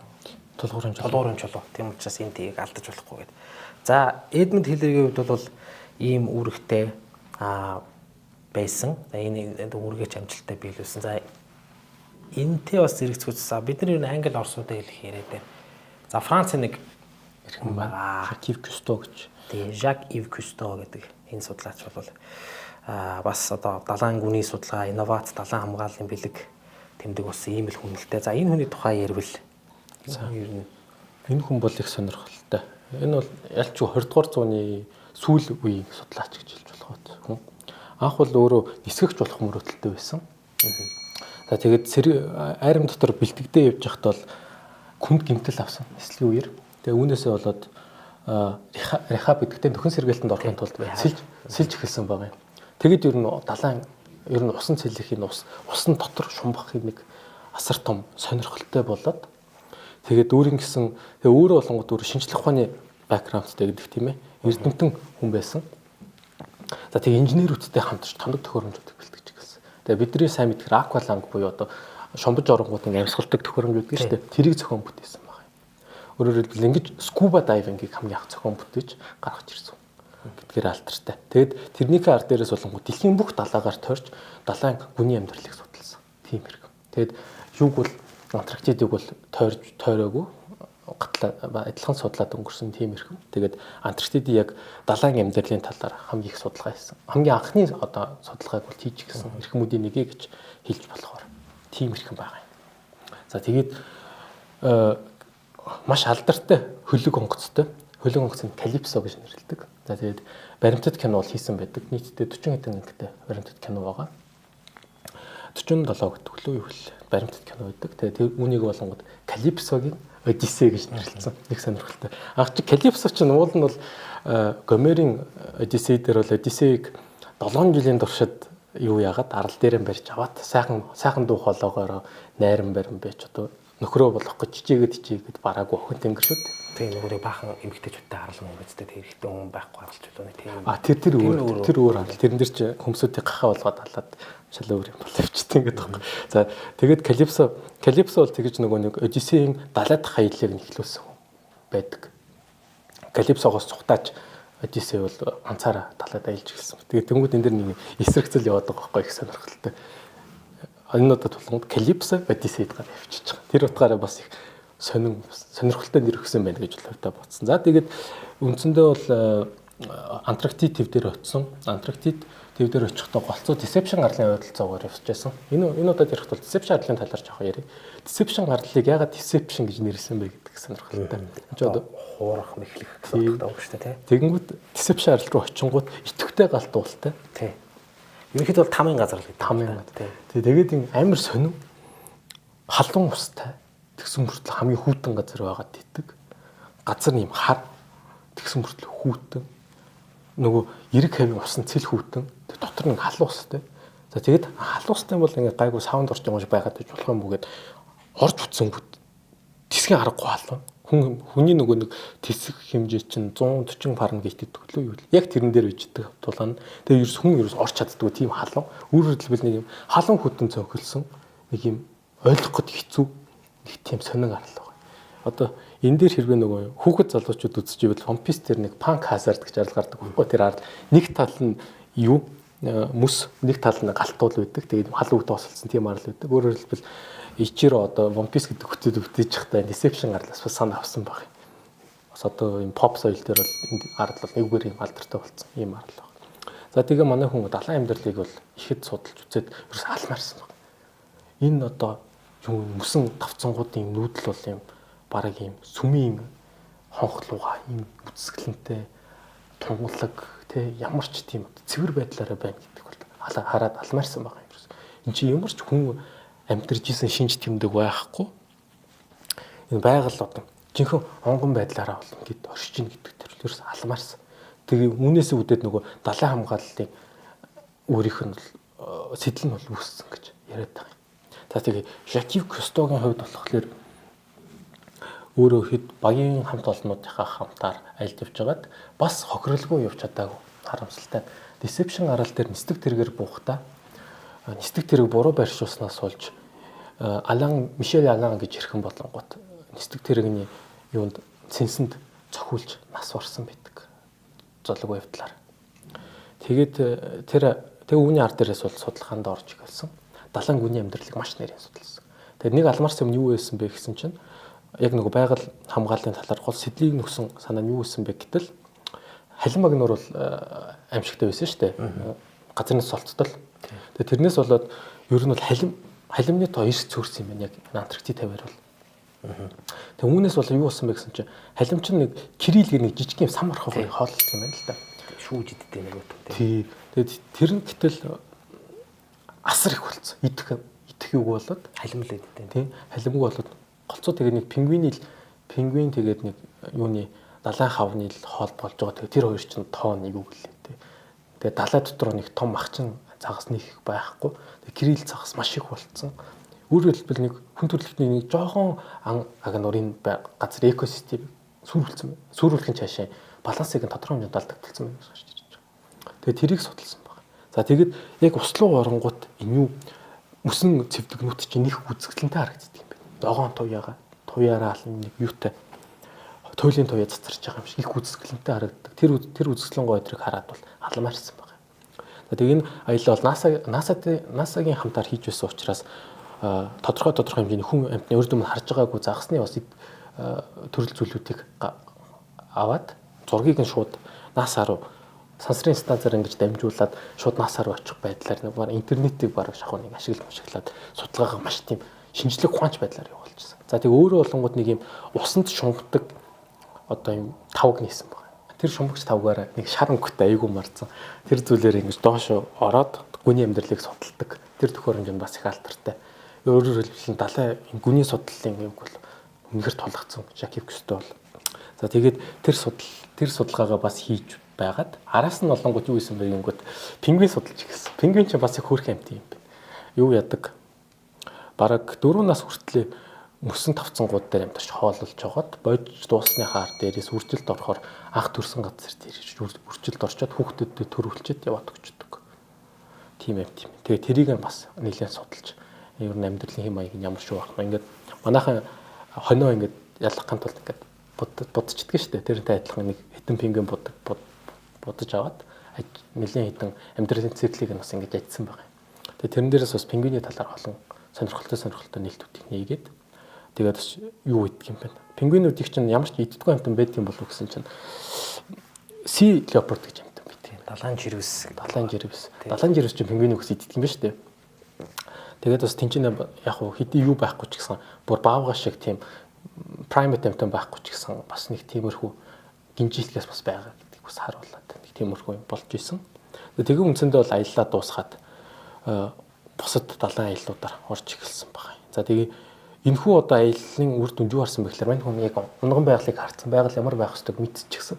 Тэгээд нөгөө бусад далайг хараад эхэлсэн чинь маш их хэмжээний бохирдол, маш их хэмжээний зүйлсээс болоод далайн бохирдол бол аимшигтай байна гэдэг далайн юм байх ёсгүй мэн гэдэг ойлголттой болоод ерөөсө бүх насаа бол үлдсэн насаа бол далайн хамгааллын төлөө далайн ан амьтныг одоо хэтрүүлэн агнахгүй байхын төлөө нэг тийм судалгаануудыг эрчимтэй явуулж эрчимтэй ярьж өөрийн гэсэн сан хүртэл байгуулад одоо хүртэл тэр нь ажиллаа явж байгаа.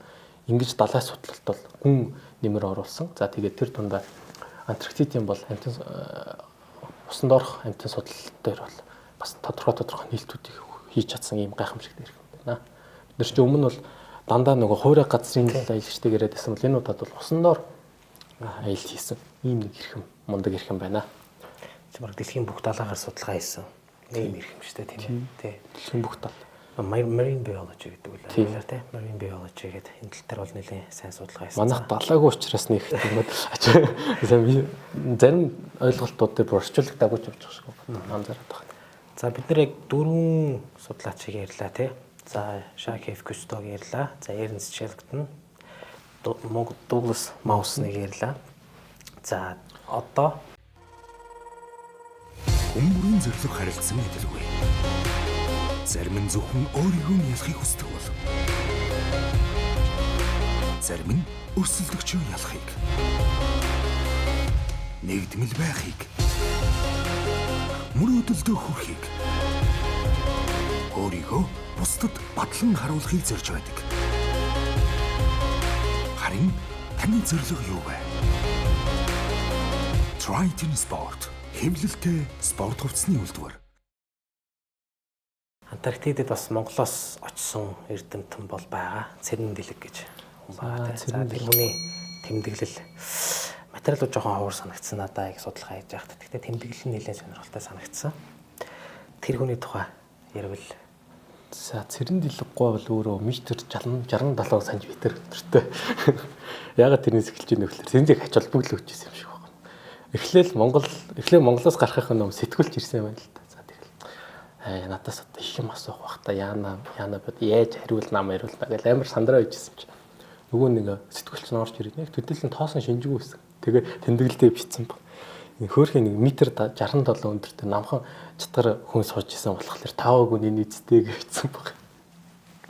Тэгээд араас нь бас юу яаж хад аялд гарахын өмнө эмчийн үзлэгт ороо явж хад бас нэг метр 67 гэдэг нь гарч эхлээд баахан өндөр хүмүүсүүд намхан баш тартай. Энэ метр 67-тай хүнийг одоо яаж эднэр тоох юм болов молоо гэдэг нэг тийм өөртөө эргэлцсэн байдлыг хэд хэд удаа бол дурдж битсэн байдаг. Тэгээд бол метр 67 гэдгээс нь бол ярьчлаа. За энэ хүний хувьд болонгууд аэрологч хүн буюу цаг ур судлаач хүн байсан. За тэгээд Оросын зөвлөлт холбоотой улстай хамтарсан зөвлөлт холбоотой улсын Дружба станц руу явах аяллаа багт бол Монголын талаас хамрагдаж орсон хамгийн анхны монгол хүн болж тарж байгаа манай хүн бол. За тэгээд өөрөө 1968 он тийм 1968 оны 9 сард ингэ явж байгаа. За тэгээ явахдаа бол их сонирхолтой юмнууд болж байгаа юм л да. Өөрийнх нь эхний ээлжинд бол өөрийнх нь ачаа тийш нь бол очих хөстэй газар очиагүй байж тараад найз нөхдөөсөө хувц хонор гуйж муугаад бас нэг жоохон тиймэрхүү юм байсан. За тэгээд цаашлаад авч үзэх юм бол эхний ээлжинд далаа гэдэг юм чих сонирм зүйл болж таарсан. Монгол хүний нүдээр. Бид нар ч одоо өмнөх бүх аялагч нарыг ярьж байгаа далаа бол нэг сонирм биш байгаа байхгүй. Энэ хүмүүс бүгдээрээ нөгөө далаа усны хүмүүсүүд учраас нэг тийм сонирм биш далаа гэдэг зүйл нөгөө далайн өвчин бараг байхгүй. Гэтэл манай цэрэн дэлэггүй далаа гэдэг бол аюултай зүйл болж таарсан. Тэгээд ерөөс ганц бодож ирсэн юм л за далайхаас болж бие муудаад буцчих үед гэдэг бол өөрийнх нь бол асар их сэтгэлийн дарамтыг учруулж ирсэн юм шиг байна. Яг уншиж байгаа нэ. Тэгээд гол нь энэ их орон ард түмнийхээ итгэл найдварыг авч явчаад би одоо буцаад ирэх үедээ ганц муу талайг давч чадахгүй гэдэг тал дээр их сэтгэлэн зовж байсан. Тэгээ азар харин ер нь цуг явж исэн бусад талаагаар аялж үзээгөө төлчтэй бодвол өөр бол тун давуу таваа гарцсан гэж өөрөө бичсэн байдаг. За тэгээ сонирхолтой нэг дэлхийн 40-р өргөрөг гэдэг ч одоо энэ хэвцээ юм уу тийм. Дэлхийн 40-р өргөрөгийг даваад далайчд донд нэг соёл битг юм байна их сонирхолтой. Тэр нь далайн хаан ирдэг буюу Посейдон ирж уулздаг юм. Бид нэг 10 жилийн хүмүүс нэг шинэ жилээр сургууль дээр нүглийн үг ирдэг шүү дээ. Яг тэрнтэй адилхан байдлаар нэг Посейдон хаан өөрийнхөө хөлөг онгоцон дээр байгаа нэг хөөрхөн нэг тоогооч могооч зөөгч нарыг юу болгоод дагнаа болгохгүйтэй тэгээд нэг хэдэн хүмүүсийг хар өнгөөр болоод чөтгөр болгоод нэг тийм ёслолын шинэ жил шиг нэг тийм баяр өнгөр үлддэг юм. Тэрэн дээр болонгууд далайд өмнөсөлж үзэж байгаа хүмүүсийг энэ 44 өрөөрийг давснаар та бол далайчин боллоо гэдэг тийм одоо баталгаа гэдэг юм уу юу гэдэг сертификат болгодог.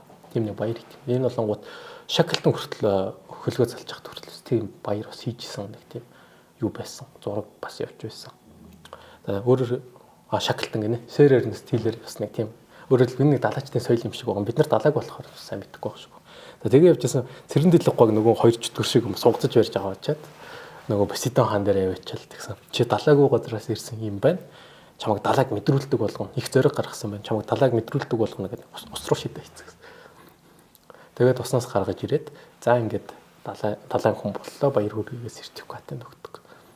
Тэгэж өөрснөө нэг ингэж чоглож барьдаг нэг тийм процесс бол явдаг юм байна. Тэгээд бүгд зөвхөн манай хүнийг монгол учраас тэгээгүй шүү. Ерөөсөө тэмчээ далай сэлж үзээгүй бүх хүмүүсүүдийг л тэгэж шоглож барьж тиймэрхүү процесс болж байгаа. За тэгээд юун дээр ирсэн дружная станц дээр бол ирсэн байдаг. За тэгээд станц дээр ирэхэд бол өөрийг нь яг станц дээр ирэхэд нэг юм амар айгүй ойлгомжтойсэн гэж байгаа. Станц дээр хэн хамгийн удаан байсан гэдэг нь сахалаараа л ойлгомжтойсэн гэж. Хамгийн сахалтай бол хамгийн удаан байсан юм болж таарна. Тэгээд ерөөсөө сахал самбаагаар л энийг танаа мэдчихдэг. Тэгээд эхний ээлжинд бол тасахын тулд хуучин байсан хүмүүсүүдээс жоохон техник технологийн суралцаад яг өөрт нь бол гайгүйсэн гэж байгаа. Тэгэхээр өршөөд авна өөрийнх нь танилцсан төхөөрөмж байсан учраас тасахад бол мэдсэн. Тийм тун амар гэсэн гэж байгаа. За тэгээд баг тасаад нөгөө хүмүүсүүд маань ээлжинд болоод яваад өгсөн. Тэгээд өөрийн хоёр хамтрагч Миша Гена гэдэг хоёр хүнтэй үлдээд аэрологийн ажлаа бол хийж эхэлсэн байна. За аэрологийн ажил бол өөрийнх нь тэмдэглэснээр бол ер нь тун амжилттай хийж исэн гэж ярьдаг.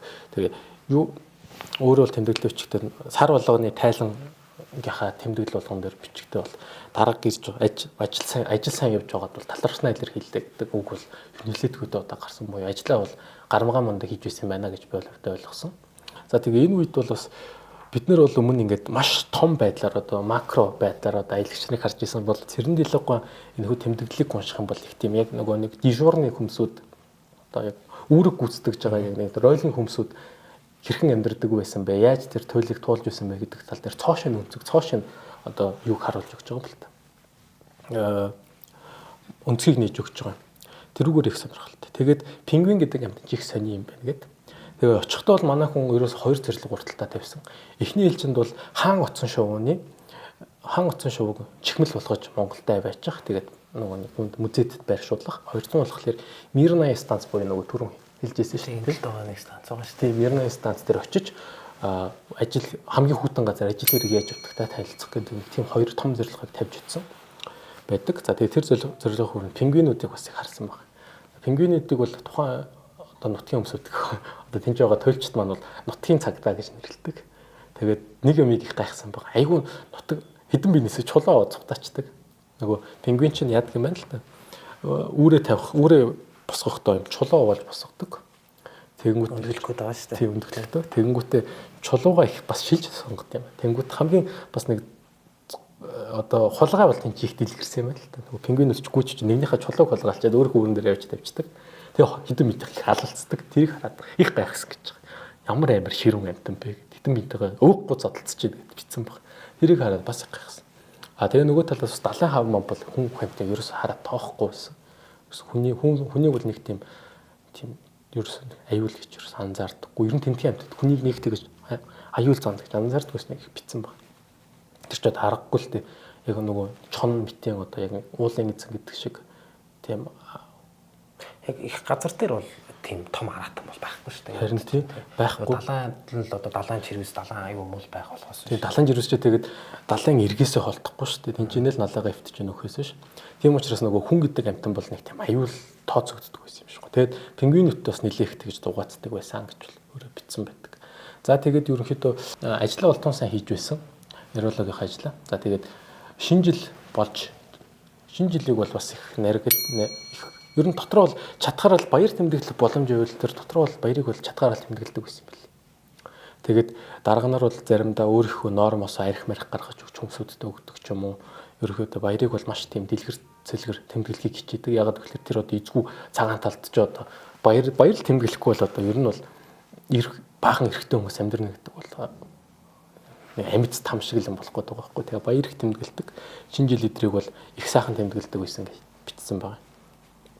За тэгээ өөр нь бас Монгол дуунууд их дуулуулдаг.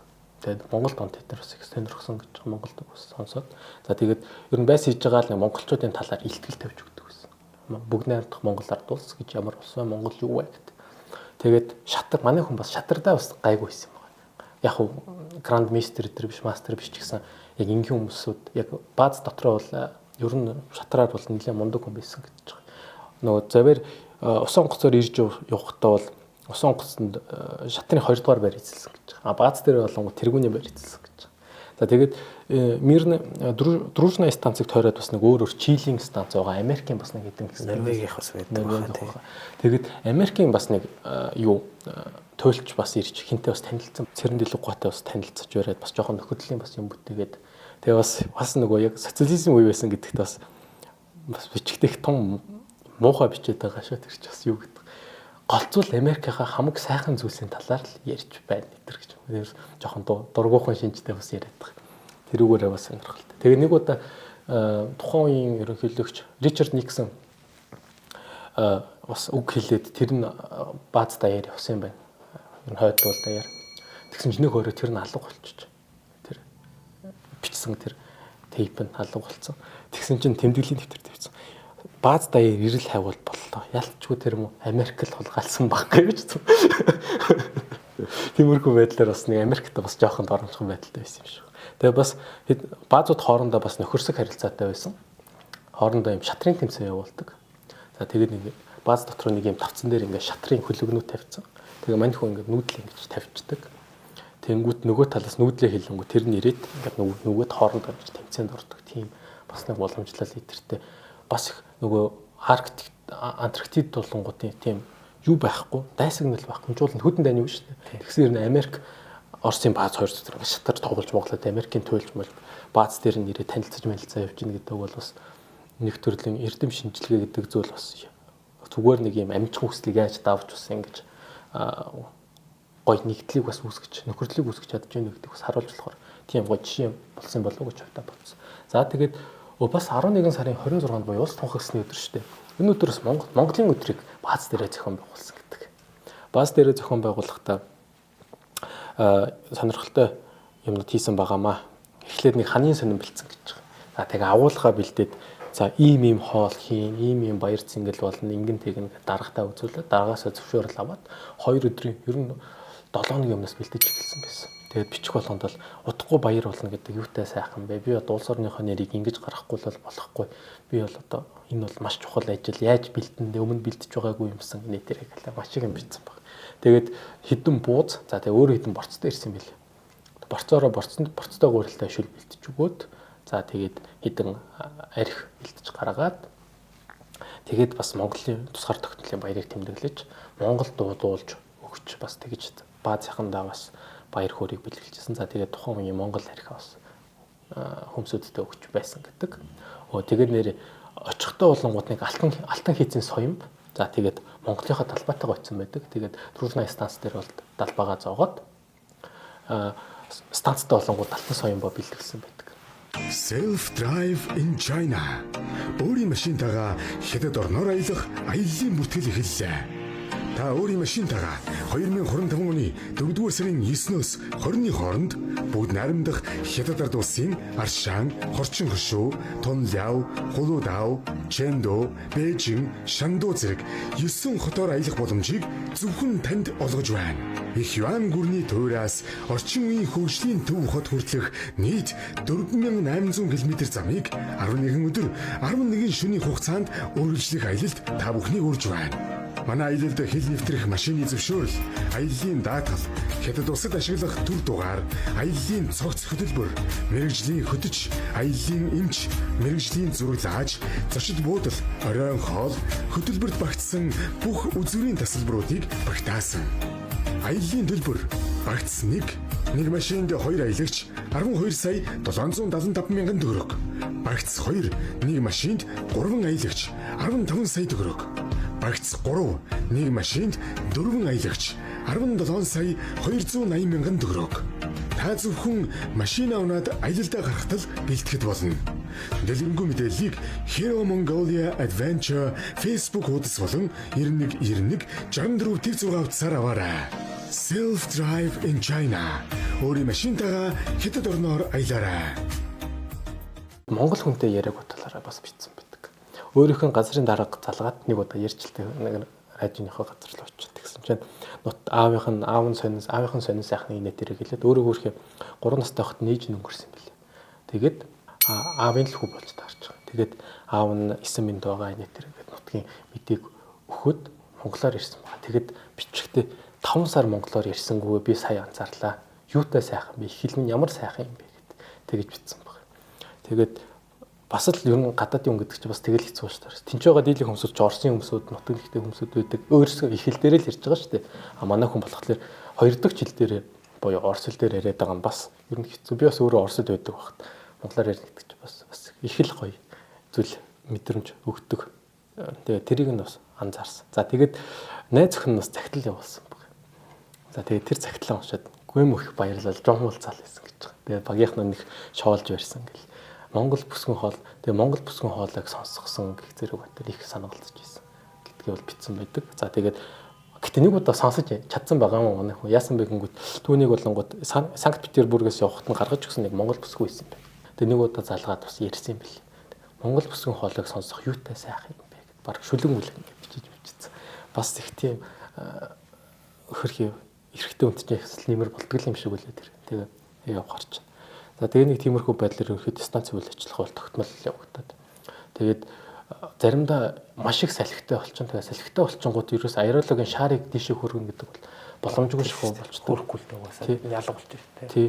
Тэнгүүт заримдаа арга буюу шаарнуудыг 2 шаар авч байгаа давхарлаж агаад хийг нь оруулаад хөөрөгдөг. Тэгэж нэг заримдаа нөгөө нэг норм хангах гэж бас хичээдэг байсан гэдэг. За тэгээд үндсэндээ бол яг иймэрхүү байдлаар ажиллаа явуулсаар байгаад. За тэгээд манай хүнд одоо нэг 2 хон зэрлэг үлдсэн гэсэн шүү дээ. Яг хаан оцсон шувууны чихнэлийг олж авах. За тэгээд Мирна станц дээр очиж ер нь ажил хэрэг яаж явдаг болж мэдчих авах гэдэг. За тэгээд бас их алсын хараад юм байсан байгаа. Шинэ технологи ирсэн байна л да. Тэгээд тэрийг хараад за би одоо нэг сайн сурч авахгүй болохгүй юм байна. Ягаад гэвэл ер нь утгагүй Монгол энийг бол ашиглах нь бол гарцаагүй учраас нэг садар сурч аваад монголчуудад зааж өгөх би бас ёстой байна гэдэг бас нэг үүргийн юмудаа маш сайн ухамсарласан байсан байгаа. Ер нь бичээд тахны ямар амар ажилтаа ундаг хүн байсан бэ л гэж бодсон. Ерөөсөө л ажиллаад цалгартуулж болохгүй шүү. Тэгэл албаар нөгөө нэг юм уу яа шүний ээлж мэлж хоёр багийнх нь нөгөө гена миш хоёр хоорондоо хэрэлдээд эхэлсэн байл л да. Ээлжнээсээ болоо. Тэнгүү за та хоёр амар бид хоёрын өмнөөс ээлжинд гараа. Ажил явж ивэл одоо тэр хэрүүл уруул холхон байвал дээр байна гэх байдлаар бас ажилдаа ханддаг. За тэгээд чадхаараа бас нэг 5-10 минутын өмнө ч гэсэн ажил дээр очих хичээдэг. Тэгээ өөрөө бичиж байгаа 5 минутын өмнө ч гэсэн коллегууд маань бас унтчихвэл юутай сайхан бэ гэдэг ингээд бас бичиж мичсэн байсан. Тэгээд бас ажилчдаа бас их анхаарал тавьдаг, өөр ажиллаа чадхан хэрээр явуулдаг бас тийм Монгол хүний тийм гоё үнэнч зан бол гарч ирж байна л гэж харсан. Нөгөө өмнөх Европ юунуудыг харахад маш их амбиц, маш их тийм нөгөө нэг амар эго өндөртэй өсөж байгаа шүү дээ. Хангалаад байсан. Манай энэ сэрэмжлэх гоо машингүй нэг гоё сэтгэл ууж ерөөсөө тэр нэг хойд мөсөн далайн тэр юу надад ерөөс мэдрэгдэхгүйсэн бохгүй. Тэр нэг амар одоо юу гэх вэ? Тэр нэг муухай орчин тэр нэг хүний ганцаардуулдаг, хүнийг дотроос нэмтэлдэг тэр орч ерөөсөө мэдрэгдээгүй. Монгол хүний тэр нэг гоё уужим зам бас ингэж гардаг юм болоо гэж бодсон. За тэгээд ерөөхдөө ингэж явж байгаа 5 оцсон шувуугаа хайгаад ерөөс олоогүй. Их ховор юм байна. Хэдэн 100 пингвин донд ер нь 2-3 хон л үйждэг. Их ховор төрлийн оцсон шувуу юм байна. За тэгээ тэрийг олж чадаагүй. Гэхдээ бол нэг оцсон шувуу барьж аваад 3 хөлгийн аханд баазын ах станц ахлагчаас бол нэг 3 оцсон шувуу алах зөвшөөрөл өгсөн. За тэгээ 3 оцсон шувуугаа алдаад чихмлээ бэлдсэн байна. За тэгээ Мирна станц руу би явна гэдгээ бол Санкт Петербургт байхдаа хэлсэн. За эренгүүтээ станцын захиралтаа бас хэлчихсэн байсан. Тэгээ энэ ажил ер нь яхаар байна гэсэн чинь азар одоо ирэх гэж байгаа одоо түүнийг авч явах ёстой байсан хөлөг онгоцсон. Буюу 12 сар түүнийг авч явах ёстой байсан хөлөг онгоцтонд нь аэрологч дутуу байна гэд. Тэгээд туршлагатай аэрологч авч явах хэрэгтэй байна гэд. Тэгсэн цэрэн дэлэг гугаас утахгүй ээлжин болж байгаа учраас явуулъя гэдэг саналыг тавьсан байгаа. Тэгээд тэр хөлөг онгоц нь болонгууд профессор Зубов билүү юу вэ? За тэгээд тэр хөлөг онгоц болонгууд Мирна станц руу угаасаа дамжиж ачаа тийш нөхчөнгүүтээ буцаж явах тийм хөлөг онгоц байсан учраас өөрөө бол тэр хөлөг онгоцон дээр сайхан суугаад аэрологийн ажлыг сар гараа хийсэн гэдэг баха. Тэгээд Мирна станц дээр очиж бас гайхсан гэж байгаа. Яагаад вэ гэсэн чинь өөрийнх нь байсан дөрвөн станц их тийм зөөлхөн уур амьсгал нь тун давгүйсэн болж таарад нөгөө энэ Мирна станц чинь нөгөө хамгийн их сэрэгтэй газар шүү дээ ээж байгаа шүү дээ. Тэгээд яаж энэ чи ажилтдаг юм бэ ухааны юм бодсон байгаа юм. Тэгэж ер нь маш сайн туршлагажиж аваад за тэгээд хөлөг онгоцсон дээр аэрологчийн ажлыг сар гарan маш сайн хийгээд тэгэхдээ бас их том ажил хийсэн байгаа шүү. Цуглуулсан бүх тоон шинжилгээ статистикуудыг цуглуулж аваад бүтэн жилийн граф юу илээ хойд туйлын ямар графикчлээ маш удаан хугацааны тийм он жил дамнсан графикийг гаргах ажил хийсэн байгаа. Бас ажлаа бол маш сайн гүйцэтгсэн байгаа. За тэгээд тиймэрхүү байдлаар явсаар байгаа. Тэгээд далайн процесс бол энэ удаад бол арай гайгүйсэн гэж байгаа. Өмнө далайтай танилцсан учраас ер нь далайд тэгж амар ялагдаад цутраад далайн өвчин хөрсөнгөө ер нь тун амжилттай давлаа гэж л өөрөө хэлсэн байдаг. За тэгээд ерөнхийдөө Монголдон ингэж ирсэн байдаг юм аа. Жил сар 5 сар баха. Тийм баг тий.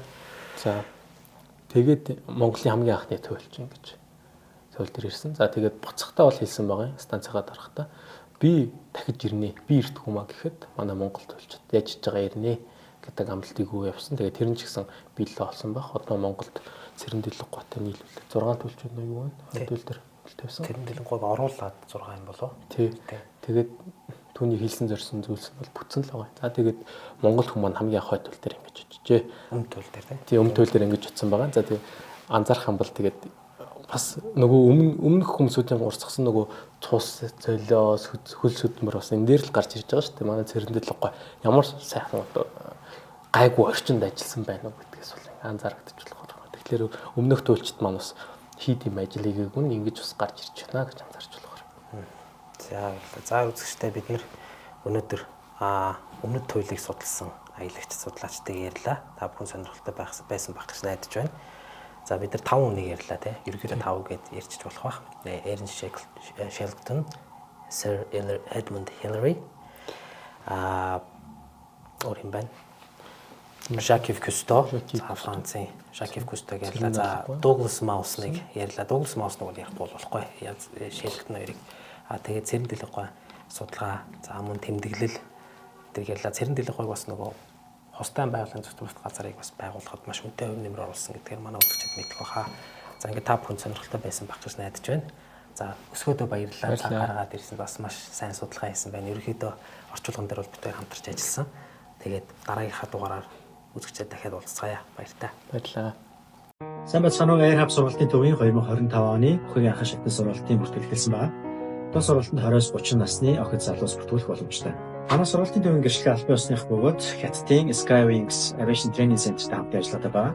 Тус сургалтууд хамрагснаар тухайн төгсөгч маань Монголын болон гадны авиа компаниудад хүлээн зөвшөөрөлтөц мэргэжлийн боловсруулагч болно. Зөв таны сурвалжлагч бүртгэх тул та бүхэн амжилт хүртгүүлээрэй. Бэлэнгүй мэдээллийг доорх дугаараас аваарай.